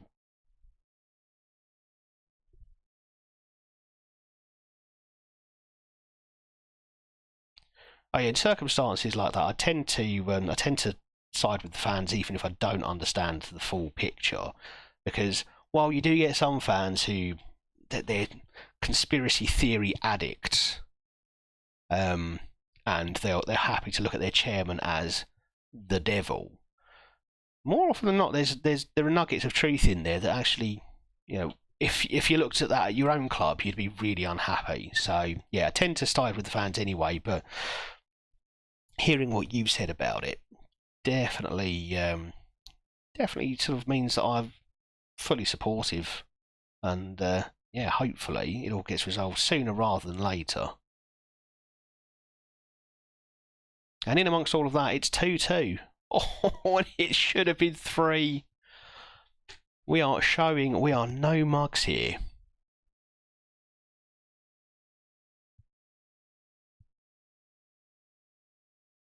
Oh, and that's just a wasted shot from the edge of the box there, but, well, we're holding our own. We are holding our own. Rashford is obviously a major danger to us.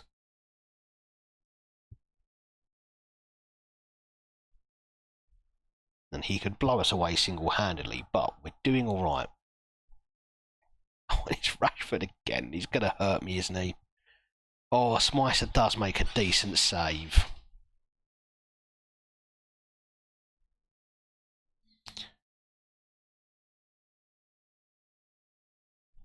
So is your reluctance to see Sir Jim buy you simply because he would allow the Glazers to keep a stake in the club, or are there other reasons?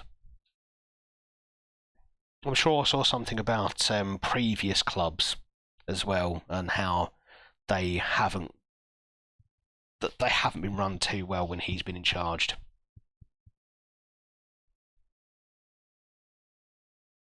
I didn't know he was a season ticket holder at Chelsea. Yeah, that would rankle.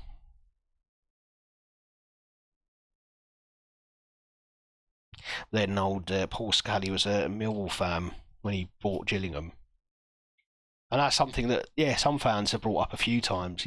Does he really care about the club if he supports someone else? I mean, yeah, possibly. Possibly there is something in that. I don't know if I can bring Bobby McDonald on for a game like this. That feels unfair to him. We'll bring on Sarmiento instead. He can play a role in the centre.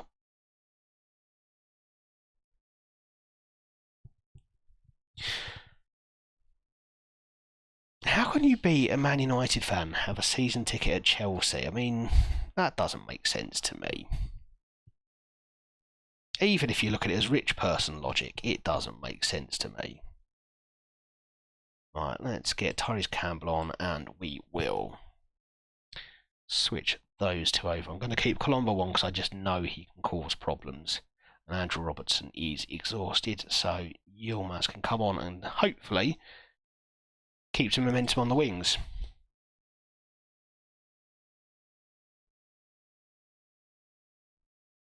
I think we spoke last time, didn't we, about my friend who's a Man United fan but has a season ticket for Charlton because it's the easiest way to get hold, or it was, back when Charlton were in the Premier League that long ago.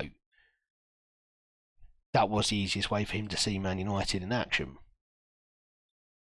It always feels wrong, the idea of that. But yeah, to hold a season ticket at Chelsea and call yourself a Man United fan, just no. I don't buy it.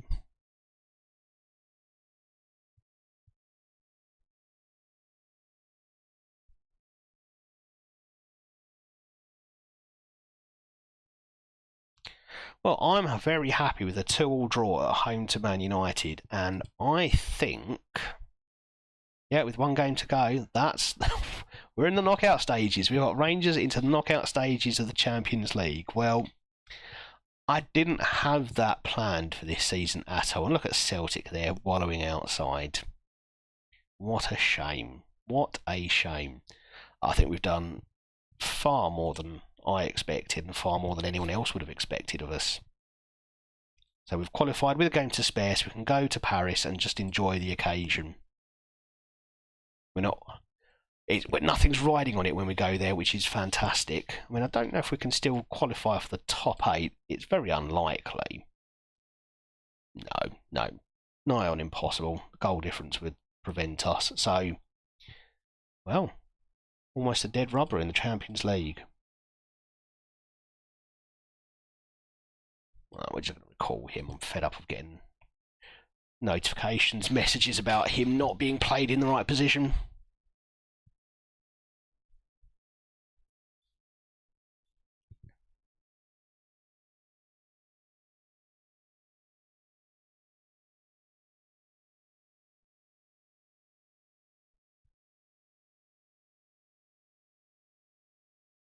Go on, let's attend. Let's see if they've got anyone good for us.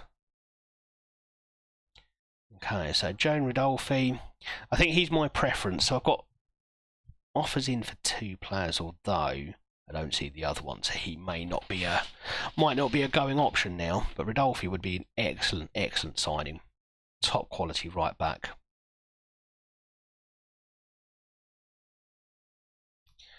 So that's one recommendation. Who are you?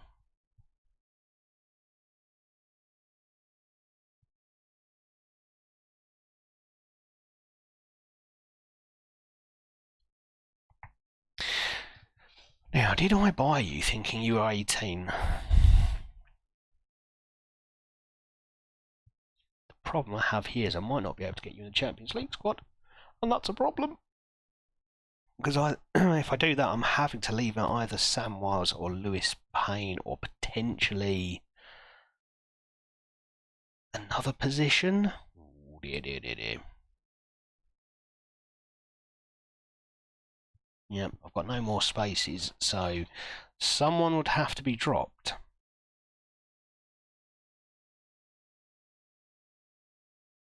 I could say Piatkowski and say it's his injury and hope that we can get someone in, or get someone out in the summer.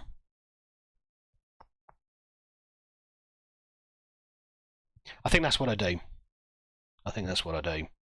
Then in the summer we'll have to try and shift the deck chairs around a bit to make room for everyone. That's fine. He's a good enough player that I don't mind jiggling things around. Right, who else have you got recommended? Anthony Sassy, Kaki. No, you're an old man. You're decent left back, but no. Anyone coming in for you? No, we'll offer you out again.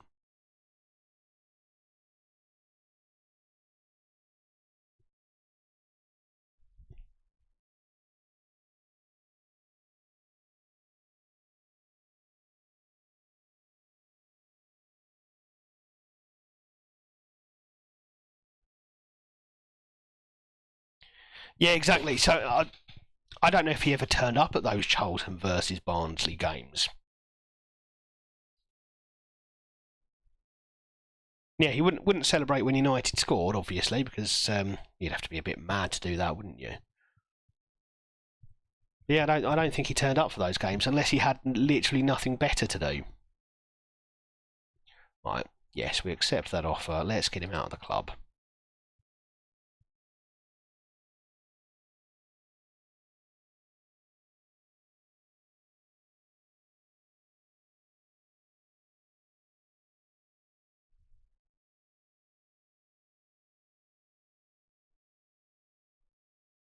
So did that other lad go to Chelsea? He must have done.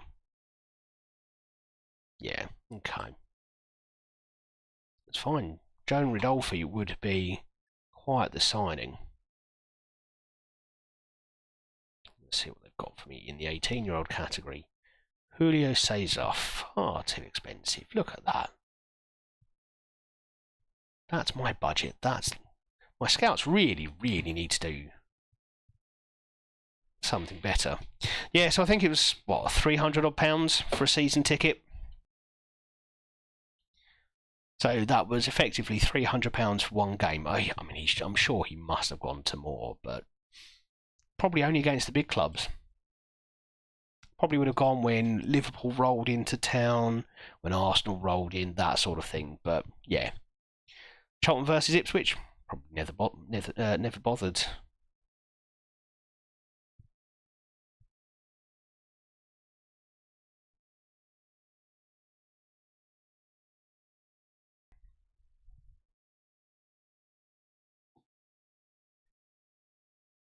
Whereas on a couple of occasions, I thought when Gillingham have got a game away from home, I thought, I could go down to Welling United, who are sort of the local, uh, most local side in a recognisable league, the National League South. But I always thought, I don't know if I'd enjoy it because it's not my team. I'm not even good at sitting and watching football on the TV, like big Premier League games, European games. I do try sometimes to sit there and I think I'm just not invested in it really. Last game that I really enjoyed watching was Newcastle Tottenham, just because it was insane how quickly Tottenham found themselves 5-0 down.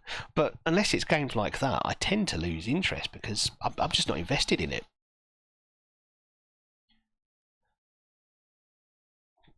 You'd think so, wouldn't you? You'd think so. I don't know how easy it is to get tickets at Old Trafford.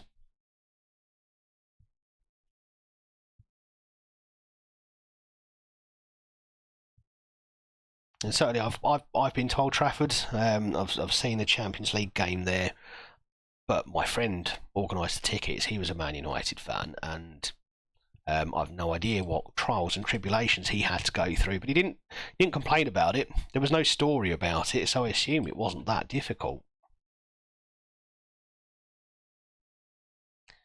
Mickelson is suspended, so Murray can come in.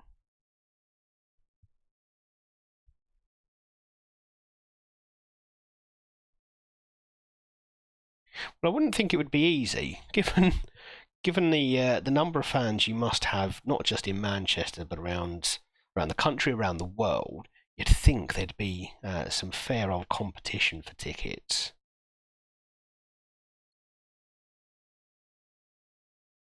But if you get a membership, then that's got to make things easier, surely.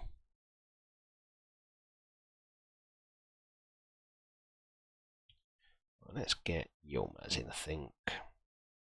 Robertson, Beck Sorensen, you're just going to have to play this one.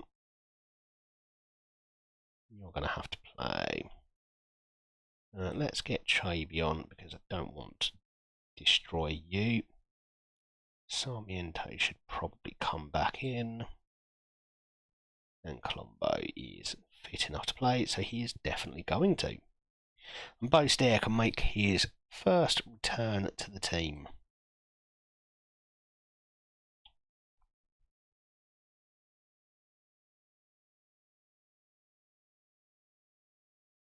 Right, let's go and get it.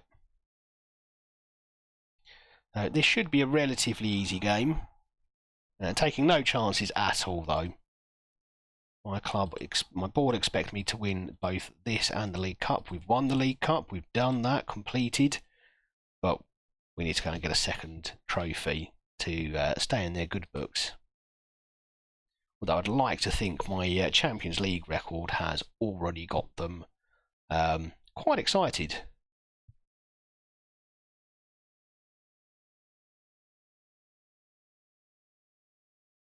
And there we go. That's the start. Perfect. We've seen an awful lot of very early goals just tonight. I think we've scored a few. We've conceded one. Things happen quickly in Scotland.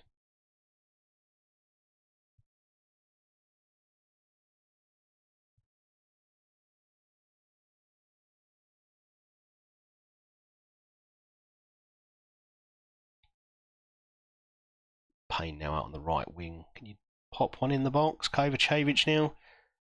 Shavy, and that's a decent save.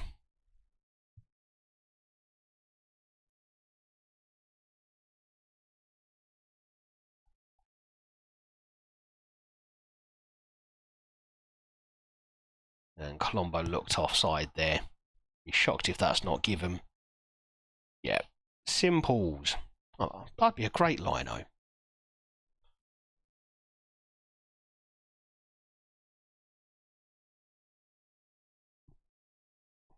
We had some exciting news come out of Priestfield today. So we've known it's been coming, but we are selling advertising space on our new electronic advertising hoardings. So yeah, that's the excitement coming from Gillingham, and to be fair, that's pretty good for a League Two team. And they were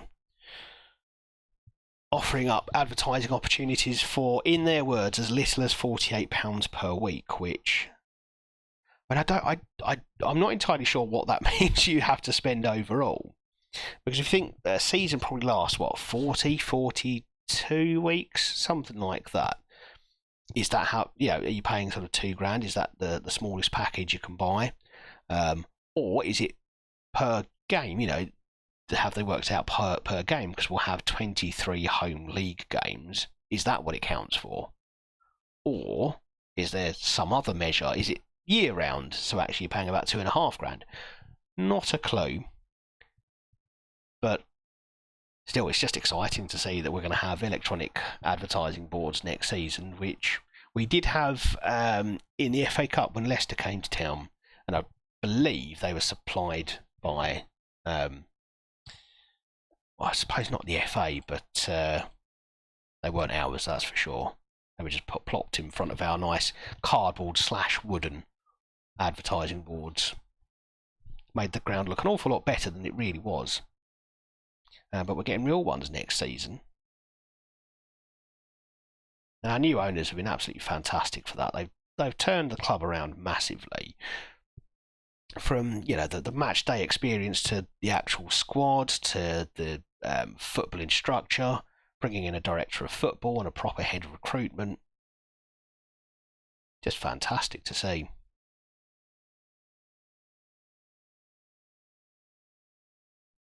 So I can say for certain, when you finally do get that right owner, it makes a huge difference. So there's light at the end of the tunnel. When we finally get that second goal, I've been a little bit concerned that we weren't going to get there. We've been knocking on the door, and it very much had the feel of of an FM game. That, we'd go to the last few minutes, just 1-0 up, they'd steal a goal, and then we'd lose it on penalties or extra time or something like that. But the second goal does make me a little bit less nervous.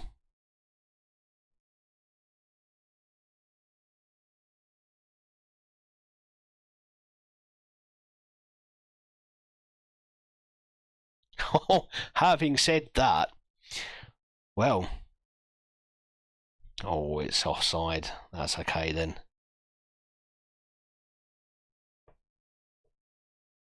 I thought we were about to get severely FM'd them. That was definitely the start of it there. Right, let's go and get a third so I don't have to live in fear. Please. Please? Yep, come on. This is it. Goal number 3. There we go. With a helping hand from their goalkeeper. That's us. Through to the 5th round, I think. Yeah, this is the 4th.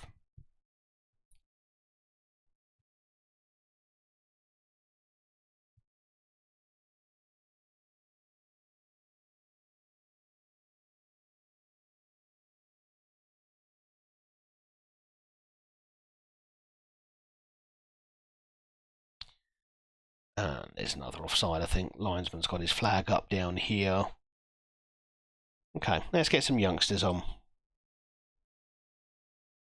Kovacevic can come off for Lennox, who had a storming game out against Kilmarnock. Sorensen's tired, so Bo Stair can come in for... I think that's his first appearance for me this season.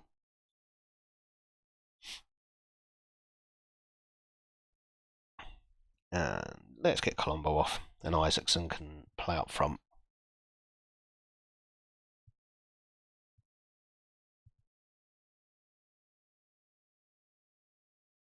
And Murray does the job.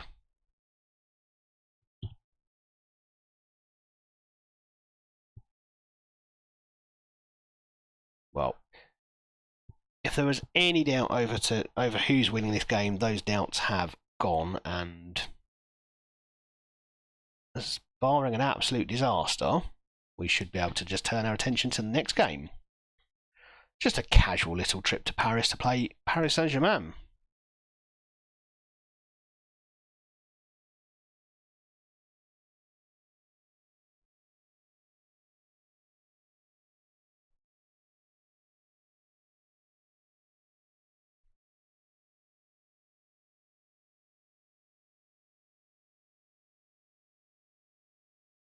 Well, I think we actually have conceded this time. A little bit sloppy at the back there.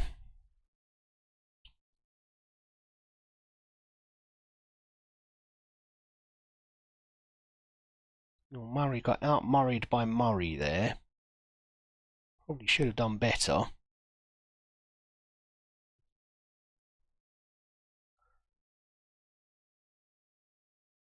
Try not to hold that against him.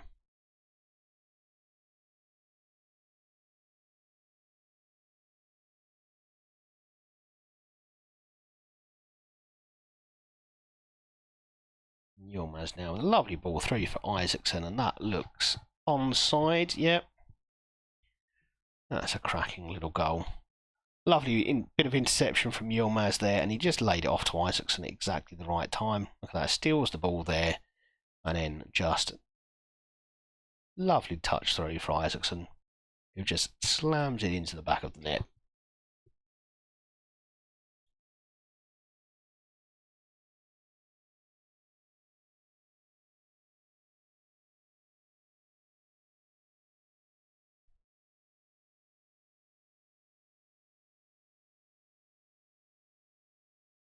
The only problem with the pairing of Murray and Stair, neither of them are good at playing on the ball. Neither of them are ball-playing defenders, and I'm playing a vertical tick-attacker system, which means they need to be comfortable on the ball.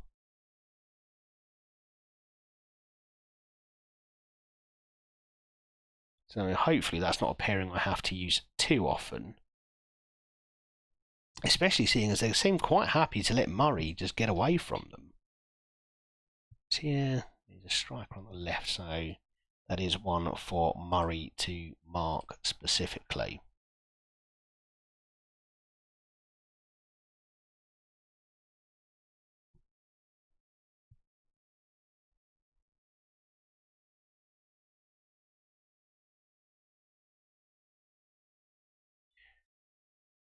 that was nearly number 6 there. Still, that would just be greedy. Although we've got more highlights coming. This game feels like it's taken a long time to play. Make 2 more subs. Payne can come off for Samwars, and Shackleton can sit this one out. And if we conceded another goal, we have. We're getting a little bit sloppy here.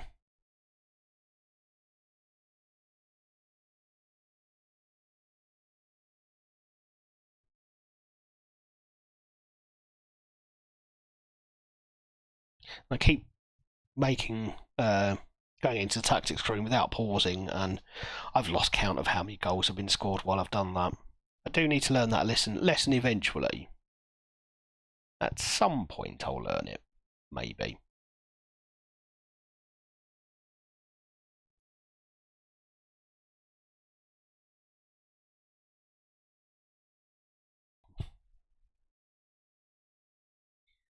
And with 36 shots, 16 on target, we manage 5 goals, and we concede 2 to far too many shots in the end.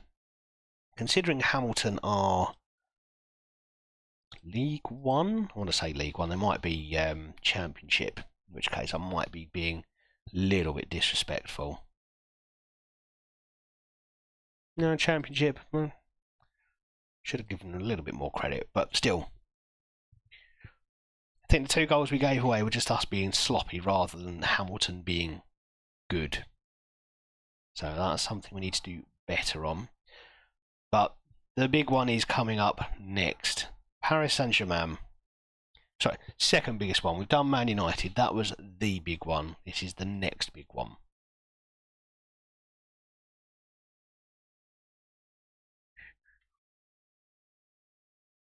Right, let's give these guys a rest to hope they can be ready in time for the PSG game.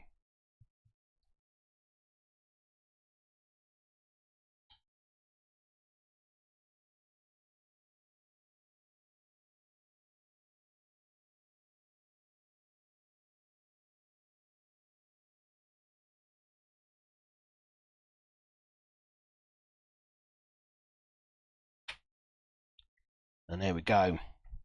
Our first and so far only signing of the transfer window. Joan Ridolfi comes in, and I think he's going to be an absolutely incredible option for us at right back. Hope, but no, it's going to be too late for us to get him registered for the PSG game, I think.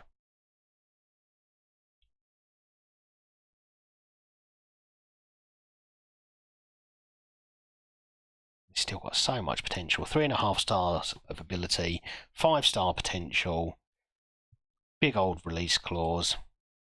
Oh, this makes me very, very happy. I feel like we've stolen him there. He's already got 1 cap for Argentina, and that is in this season as well.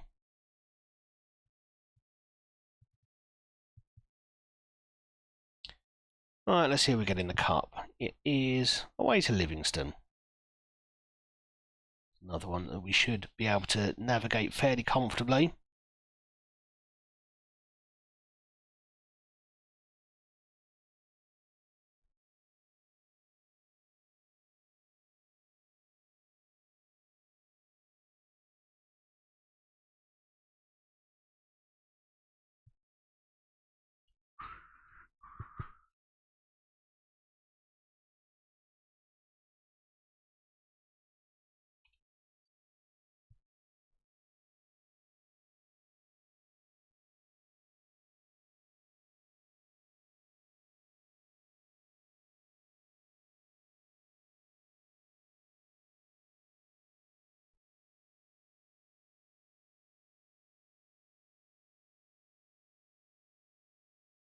That reminds me, actually, I wanted to try something out on the stream.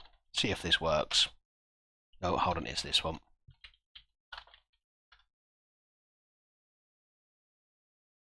There we go.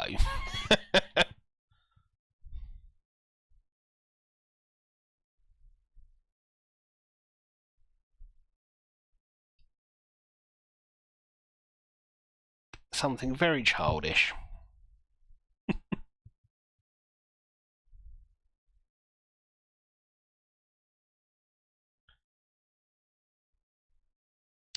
Kerr Smith was one I was looking at last season. Again, simply because he was a homegrown in Scotland player. Not sure where. Yeah, Dundee United, and would have at least helped to bolster the Champions League squad. He still wouldn't be a terrible option. Lack of determination, though, doesn't make me particularly keen, and that price is just well beyond what I'd be willing to pay. The time I took him off the shortlist. Yeah, he did go to Chelsea. Rodolfo Chavez. You still out of contract at the end of the season. Because I would be tempted to turn you into a central midfielder.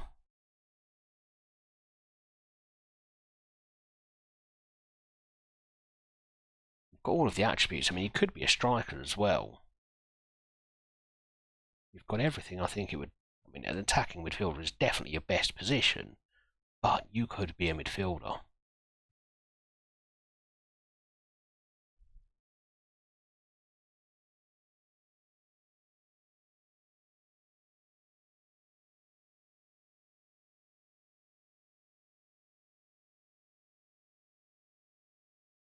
Okay, well, won't make a decision on that one just yet.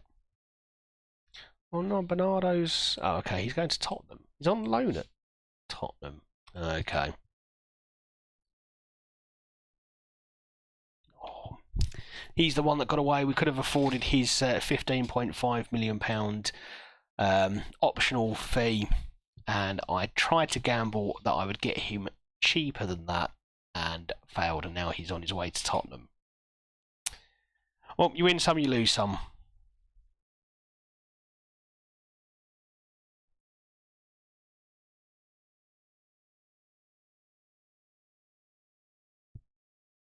We do, however, have. Where is he? Where's Rodolphe? Have I missed when he's coming in again? Oh no, he is here.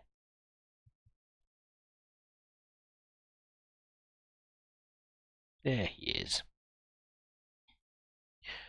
I mean, that's a good signing for us to make there. Can also play in defensive midfield as well, so that's another option. Oh, he's a very good player. I feel like that's a very good piece of business, that one.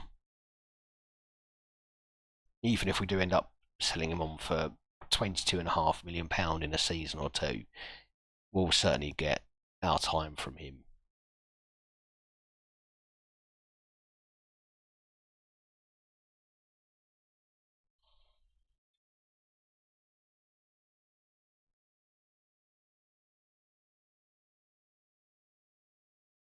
Hello.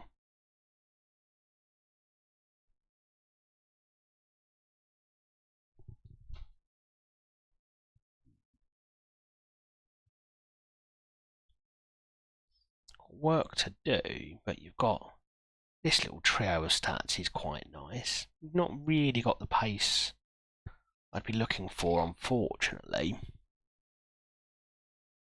Okay, well, I think we hold out. We can do better.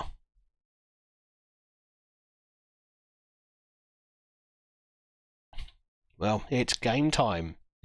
PSG. So we've maintained our unbeaten record against English teams in the Champions League. Can we get an unbeaten record against French teams? We didn't remain unbeaten against the Germans, the two German teams we faced. We did draw against Gladbach, but we lost to Wolfsburg. So let's see if we can at least dominate two countries in Europe.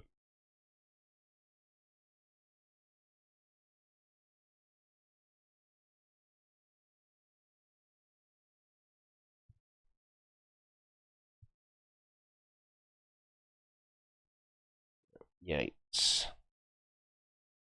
Diamande. I think I'm fairly settled on that, but actually I might give Chaby a run out for this one. No, let's go Diamande. I think he's able to cope with it. We'll go Isaacson, Sarmiento, and obviously Colombo up front. Oh, massive goal scorer. What's he on now? Is he 40? 42 goals for the season so far. 30 starts, 6 sub appearances, 42 goals. The man's been different gravy for us. And to think, at the end of, at the start of my tenure with Rangers last season, I thought I'd broken him. He didn't score for, at least in league games, for quite some time. Right, Raskin is ready to sit on the bench, and I'm excited to see him back. Although Shackleton, I think, has done a fairly decent job in at the base of midfield. Not quite the role I had in mind for him. I'd rather see him as a box-to-box midfielder and getting up and down the pitch. But he's done okay in the deep-lying playmaker role. But Raskin is just another level. Okay, PSG. Away. Biggest game of our season, purely because of the away element. We've obviously played Liverpool at home and we've played Man United at home and got 4 points from those 2 games. My expectations aren't as high here, and that's a horrible thing to see at the start. A potential upper body injury, that's interesting. Right, well, I think we bring in Tyrese Campbell then to play on the right-hand side as an inverted winger. Actually, you might be better as an inside forward. Yeah, let's have you as an inside forward.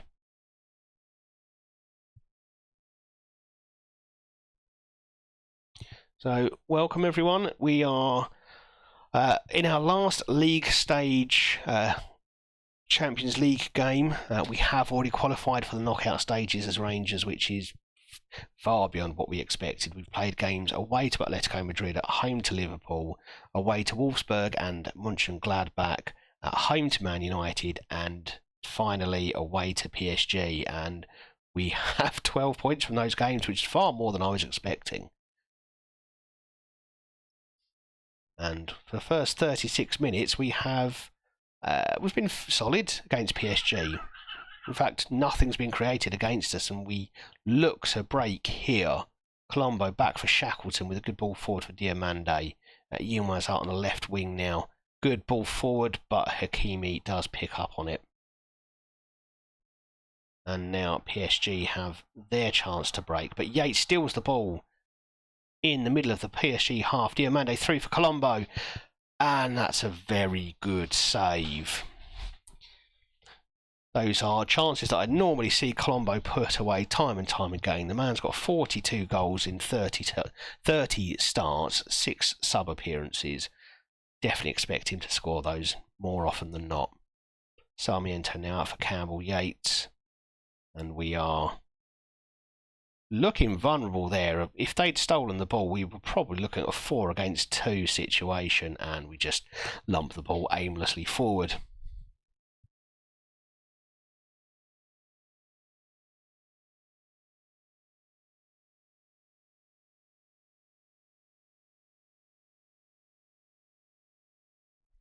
And despite the quality that we're up against with PSG, we're doing ourselves no injustice. Diamande through for Sarmiento. We've got numbers forward in this attack. Diamande back through for Sarmiento, and if he can get that ball across for Colombo, we could be seeing a goal. And Diamande smashes the ball against the bar. Oh, he's hit it so hard the spin has taken it out over the goal line, but we're showing ourselves once again not to be mugs. We did it against Man United. We matched them throughout the game, and we've done it against PSG here tonight. Whatever happens, we are going into the first knockout stage. We can't qualify for the top 8, but we also can't drop below 24th or anywhere even close to that. So it's something of a dead rubber. And is Colombo offside there? It is something of a dead rubber, but to beat PSG would be a special occasion for us. And it is disallowed. That is a shame. We're definitely holding our own.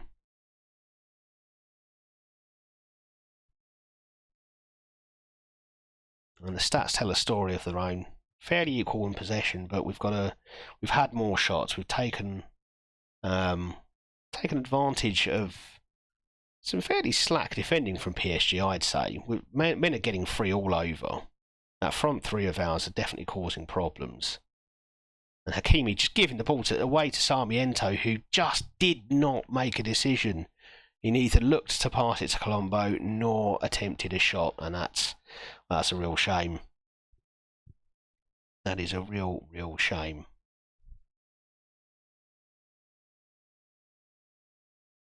And now we have to weather a wave of attack from PSG. Nuno Mendes there, putting across Kudus, and I'd like to say we saw that out fairly well. Forcing them to take shots from outside the box at an angle probably isn't the worst thing we could do.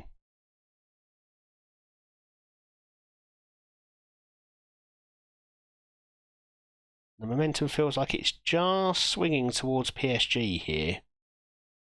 Keeping the ball far better than they did in the first half, and now the quality starts to show through. Vidovic there, pouncing on the ball from Vinny, and, well, all of our resistance has come to nothing. I mean, we still have the better of the XG, but sometimes quality does show through. Okay, we've got some tired legs out there, so let's make a few changes. Chabi can come on. Sarmiento can come off for Lennox. Yilmaz is done, so Robertson can come on. And we will hold on to that one last sub.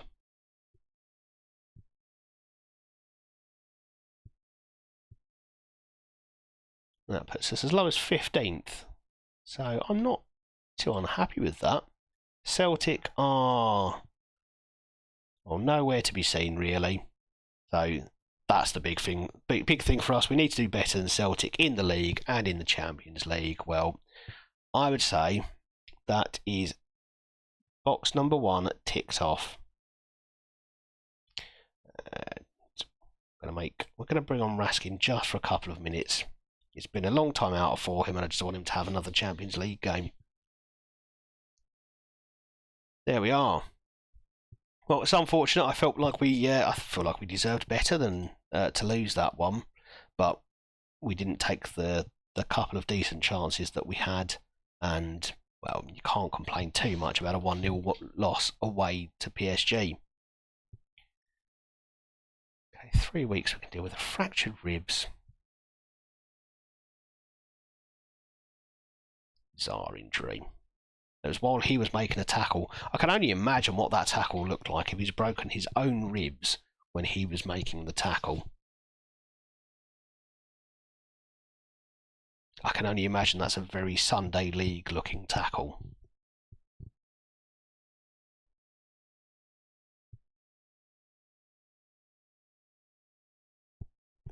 I had a friend who played Sunday League for a number of years, and he was an uncultured centre-back. And as long as the ball was off the ground, and I mean, it didn't have to be more than a foot or two off the ground, it was a header.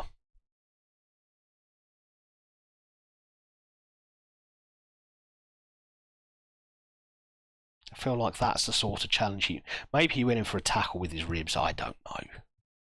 But we'll have to deal without him for a few weeks. Okay, transfer window coming up, and we've got a few million to spend. The big problem we've got is that anyone we buy has to be homegrown in Scotland, or we won't be able to register them for the Champions League squad. So we're in a bit of a quandary there because there's not a huge amount of money to spend. The better Scottish players are too expensive for us. We could potentially look to farm players from lower down in the Premiership, but they would just be backups, and I'm fairly happy with the squad. What I want to do is look for players to improve the squad, or youngsters who are 18 or under and will eventually become homegrown, and so will be eligible for our Champions League adventures. So it's very likely to be a quiet deadline day for us, and we are just looking forward to the St Mirren game, really.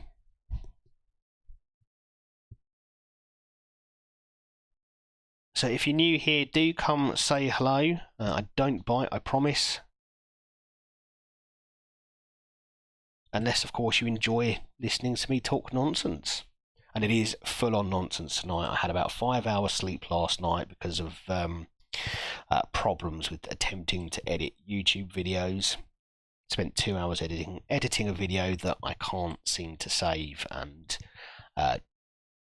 gave up at just after midnight last night. Got up for work at 5:30 this morning, and so I'm at that stage now where, yeah, the world is looking a bit fuzzy. We will take part, I guess. I mean, who are we being? So we are being linked with a couple of youngsters, but they're not young enough. They do need to be 18, or they need to be already homegrown in Scotland. Some weird ones there. And Colombo being linked with Leeds. Interestingly, Juve are no longer after him. I would have thought Juventus would have been the likely destination for him because he's Italian, so would help them with squad registration rules themselves. We have also got Thierry Small, probably leaving the club. He isn't registered as a Champions League player, hence why he's unhappy and wants to go in the first place. But it also means that even if we do sell him, he's not much help because we still can't replace him. And I don't think we're going to sell McIntosh. Right, let's take part in deadline day. No particular targets for us. Adrian Ortega is one that we might look to sign at the end of his contract. He's unhappy at Barcelona, and while we don't play an attacking midfielder, he should be able to do a job either in midfield or up front, actually. So we will potentially look to bring him in on a free. Now, aside of that, there's not a huge amount that catches my attention at the moment. My scouts are busy looking for 15 to 18-year-olds, and so far just found one who is on loan at Coventry from Chelsea, so is very unlikely to make the move to Glasgow. Outside of that, they've not found me anything exciting. I would love to be able to bring Jose Aguilar to Rangers. He's at Gladbach. Oh, he's already been sold. So we brought him into Dundee United, turned him into an inside forward on the right, and he absolutely excelled. 10 goals in 19 games. And I would say Gladbach have got a huge bargain there. They've done very well to get him as cheaply as that.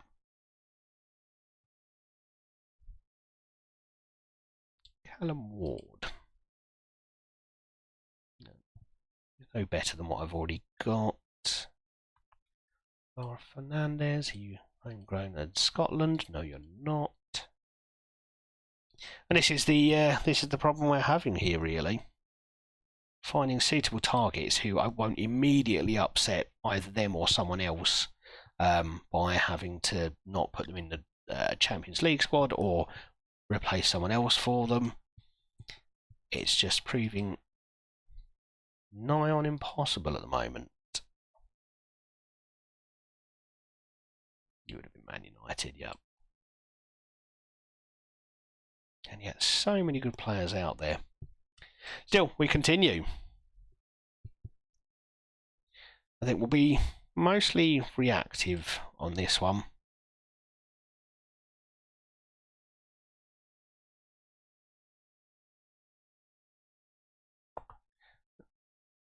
Sorry. So the finance is looking, 6.6 million. Thierry Small, I think the offer is 6.75, so that will give us 13 million pounds to go out and spend. It's just, where do we spend that? If we look at homegrown in Scotland players, take that off. What's out there? What's available?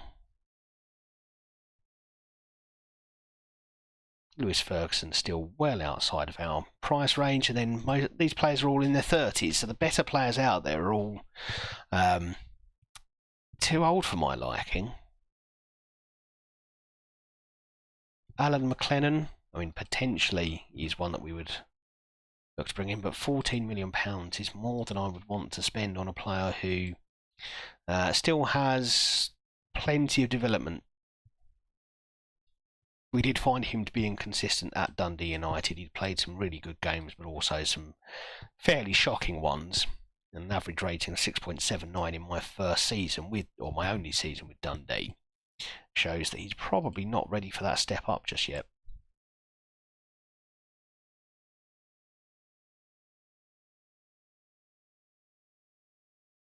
Mackenzie Cass, a player I've had on loan both at Dundee and at Rangers.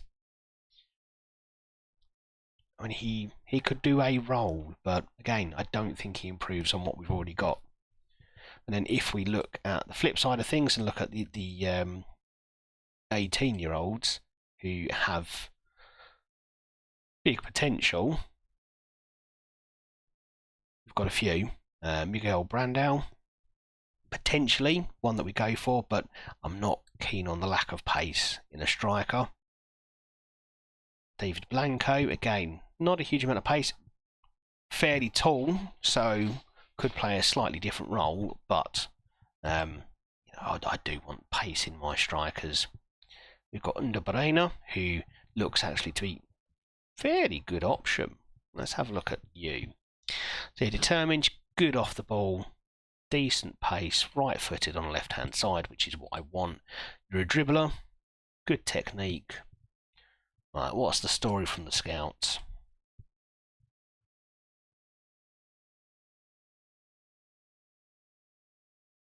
Is he out of contract? No. Okay. Should we go and talk to his agent, because he could be a purchase. Yeah, he's not interested. Well, that's that conversation over. That was quick. And then lots more strikers, and then we're into, I mean, Man United's type youngsters are well beyond our reach.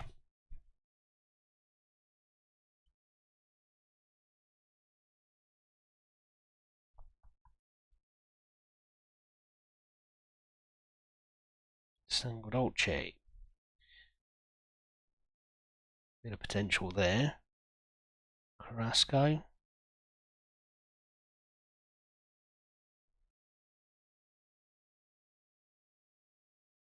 You're an interesting prospect.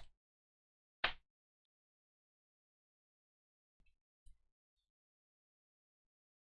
do like a player who can play as a Mazzala. Acceleration, flair, first touch. £26 million. Let's see, is that really what they want? Yes, and he's not interested in coming to me anyway. We need to look at less well-known clubs, I guess.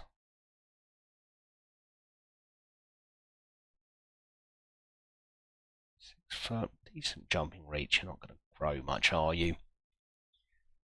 Yeah, I don't like 6 foot. Feels too short for a centre back for me. 6'2" is the lowest I tend to go.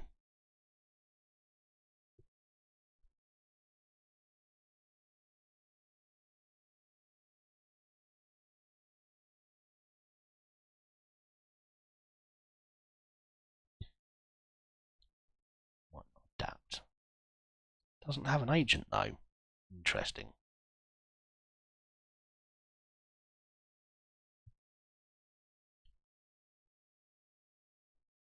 Okay. What's your score? What's your deal? Ooh, now look at that. 6'4" defender. 18 years old and he's big.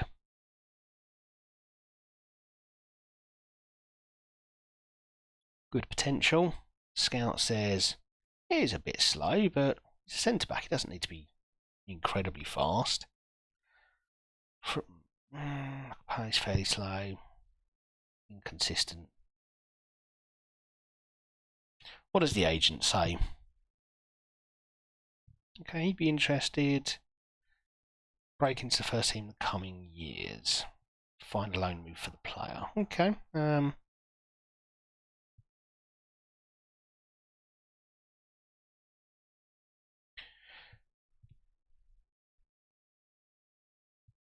mean, he's just big. That's the thing I like about him the most. No nonsense centre back though. Not my usual type of centre back, especially not in a tick-tacker formation. But he's decent passing. He's got fairly good technique, actually, or very good technique for a centre back who's 6'4". Right, you're on the shortlist. We'll see. We'll see if anything else takes our fancy first.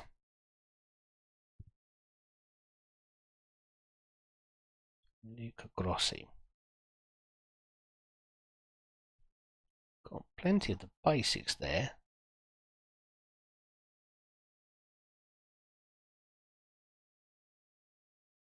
Low work rate though.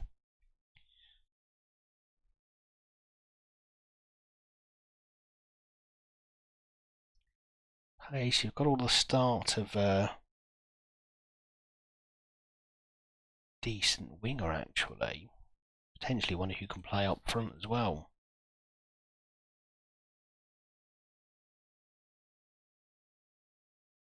Lacks intelligence. What's your decision making? I mean, that's not too bad. That will come up. He's only 17.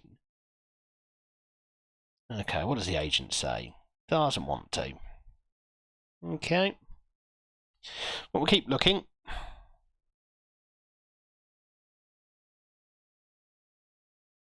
Stand. Well, hello. Oh, you're fast. I like fast.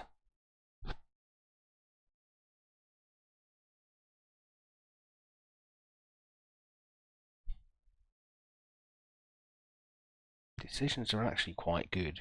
No strength whatsoever. That's something we'd have to work on. Okay, let's see. Let's just put something out there speculatively.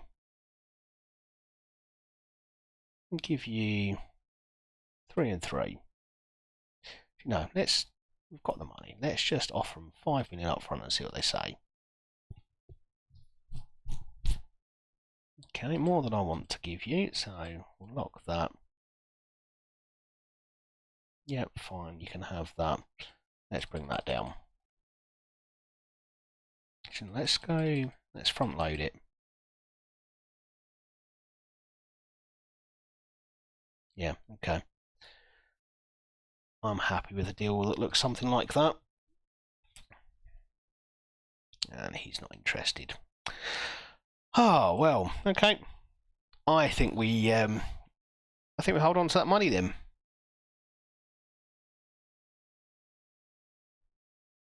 Don't think as Rangers we have quite the pull for those wonder kids, do we? If they were good enough to go straight into the first team, because we can promise them first team football, they probably are, but if they're 17, 18, do you want to go to Glasgow? Probably not. At least not for football.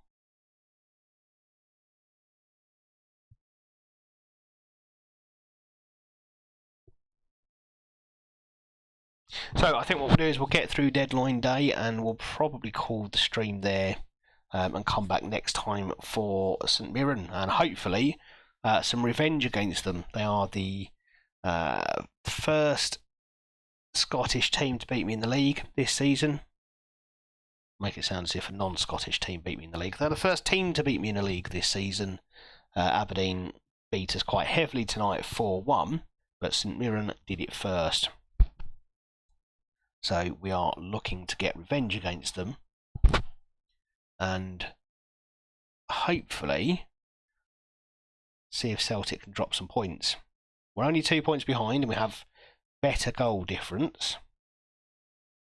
Gillies, I know that name.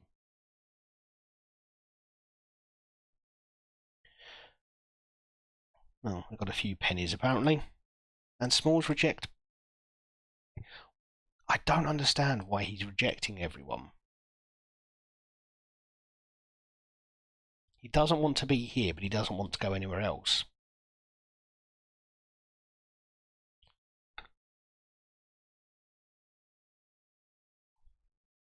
Hopefully we can still farm him out somewhere.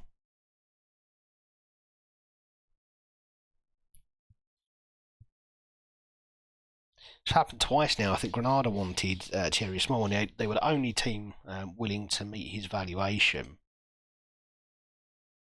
And then he rejected them, and then eventually we did get Blackburn coming for him, and well, as you can see, he's done the same again. Well, that's a shame. I was hoping to give Rodolphe his debut against St Mirren, but he's got a cold, which is just silly.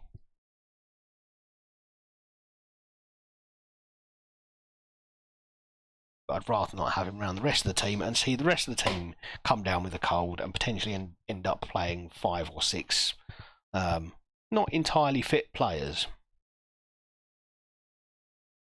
Nothing there interests me.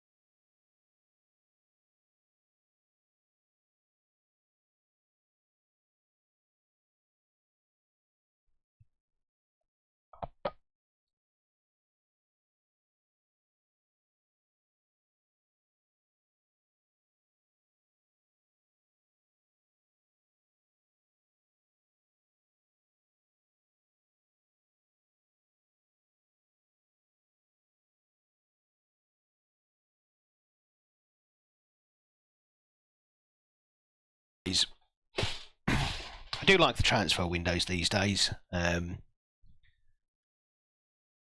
I remember playing Football Manager or Championship Manager as it was without transfer windows, and when the transfer window rules first came in, I did think it was insane. How could you not buy players throughout the year? That's what we'd always done. And not just from a Football Manager point of view, but just generally, I didn't like the idea. But since it's come in, I think it's fantastic. It means that for the most part, playing Football Manager, you can just get on with the football. As a fan, you don't have to worry about potentially your best player leaving in October or February. It's hard to remember now that time before transfer windows being a thing.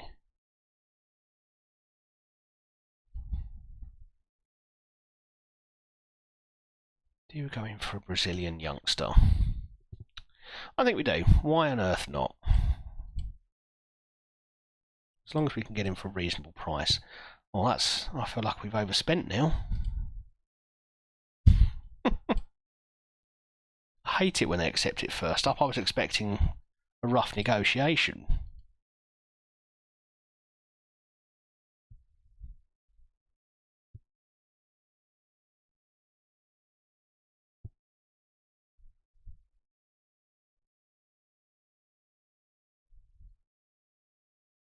Oh my goodness, right. Well, we're not sending you out on loan because then you won't be homegrown. I think we call you a breakthrough prospect now. How does that sound? Excellent. Yeah, fair to give you a yearly wage rise, I guess. I guess my only problem is work permit now, isn't it? But let's see. I mean, he's got significant potential. You'd hope that would be enough to get him a work permit.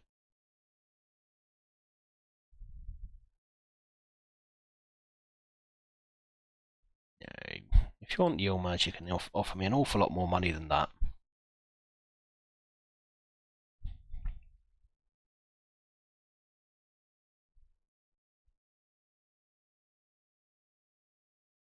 especially as he's very much my first choice left back.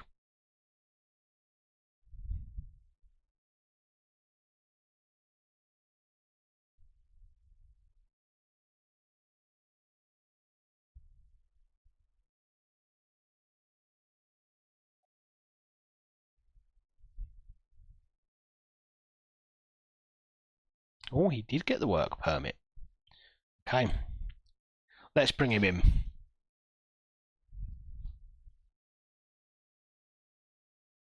I do want to train you up as a ball-playing defender.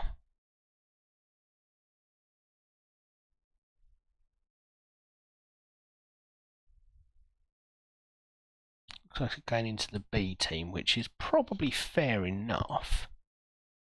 Or is in the under-18s? Okay, let's move him to the B team at least.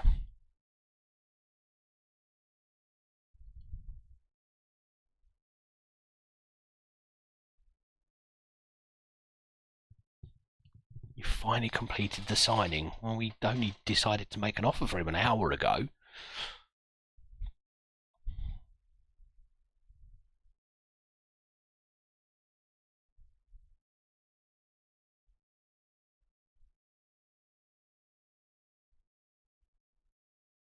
But that is the sort of first stage of what we're trying to do with Rangers now. It's trying to start filling the squad with higher potential youngsters.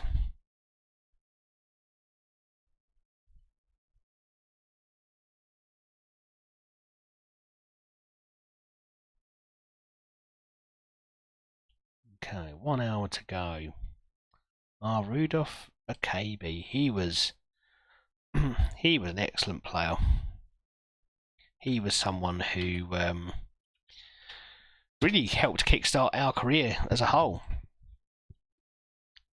So when we were back at Osters IF, we spent a huge fee for him, really, to bring him in. And despite the fact that he had 5 finishing, it's now up to 7, so he is improving. But he just enjoyed scoring goals. 37 in, what's that, 45 starts, or 45 games. Very, very good return. I felt like we'd sold him for more than 1.5 million. Obviously wrong. But he was an excellent player for us. Yeah, he went back on loan and then, never really broke into the Wolves team. And that's a really, really interesting move. On loan to Real Madrid.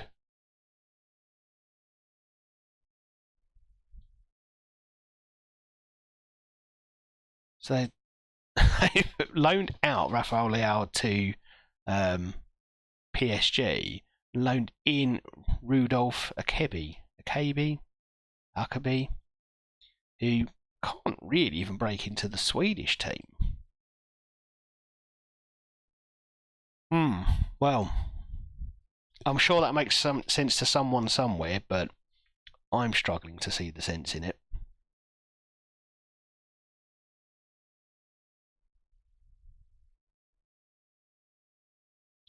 And that is the end of the transfer window. So, we did some business, not a huge amount. We kept it fairly quiet in the end, just bringing in Joan Ridolfi and Oswaldo Storach. Oswaldo. Joan Ridolfi, an Argentinian who has 1 cap to his name and actually comes in as one of the better players in the club straight off the rip. At 21, still loads of potential to develop into. Probably one that I've bought to eventually sell. Is nominally a centre back, but at 5'10", he's never playing centre back in a team that I manage. I've brought him in primarily as a right back, but he can also do a job as a defensive midfielder. So, should we lose Raskin again, he could well fill in at that point. Oswaldo, 6'4" centre back, 18 years old, loads of potential, can develop a lot further. Is very much one for the future, but will probably challenge for a place in the squad in the next year or two. And then in terms of sales, we sold Steve Kelly, who was really never going to make it in the squad. But most importantly, Amario Cozier-Dubry we sold to Panathinaikos for £9.5 million. So turning a very good profit on a player that Rangers brought in for free. Well before I joined the club. So fairly happy with that business. I think we've certainly not weakened the squad, and selling off Cozier-Dubry has pushed us to bring in James Lennox from the B team, and he has bags of potential, I think, and we'll certainly start to get some game time over this season to try to help him to develop. So I think we are going to call it a night there then. It's been another pleasurable stream. Thank you for everyone who's taken some time to sit and watch and come and chat with me. I really do appreciate it, and if you're not already following, please do follow so you get notified next time I go live. And before I dash off, there is also a new Facebook page that I've set up. I do need to add it to my overlay for sure, but it's again Adwin84 on Facebook, and that's where I plan to give updates on when I'm streaming, any changes to the schedule, and any other news that happens. So we will look to go and raid someone now. I think we'll see who's around. So let's go and raid PMD Adaptable. I believe he is still going. Yeah, he is, and he's in the middle of a draft competition as well, so that will be fun to watch. So, thank you very much, everyone, and have a great evening.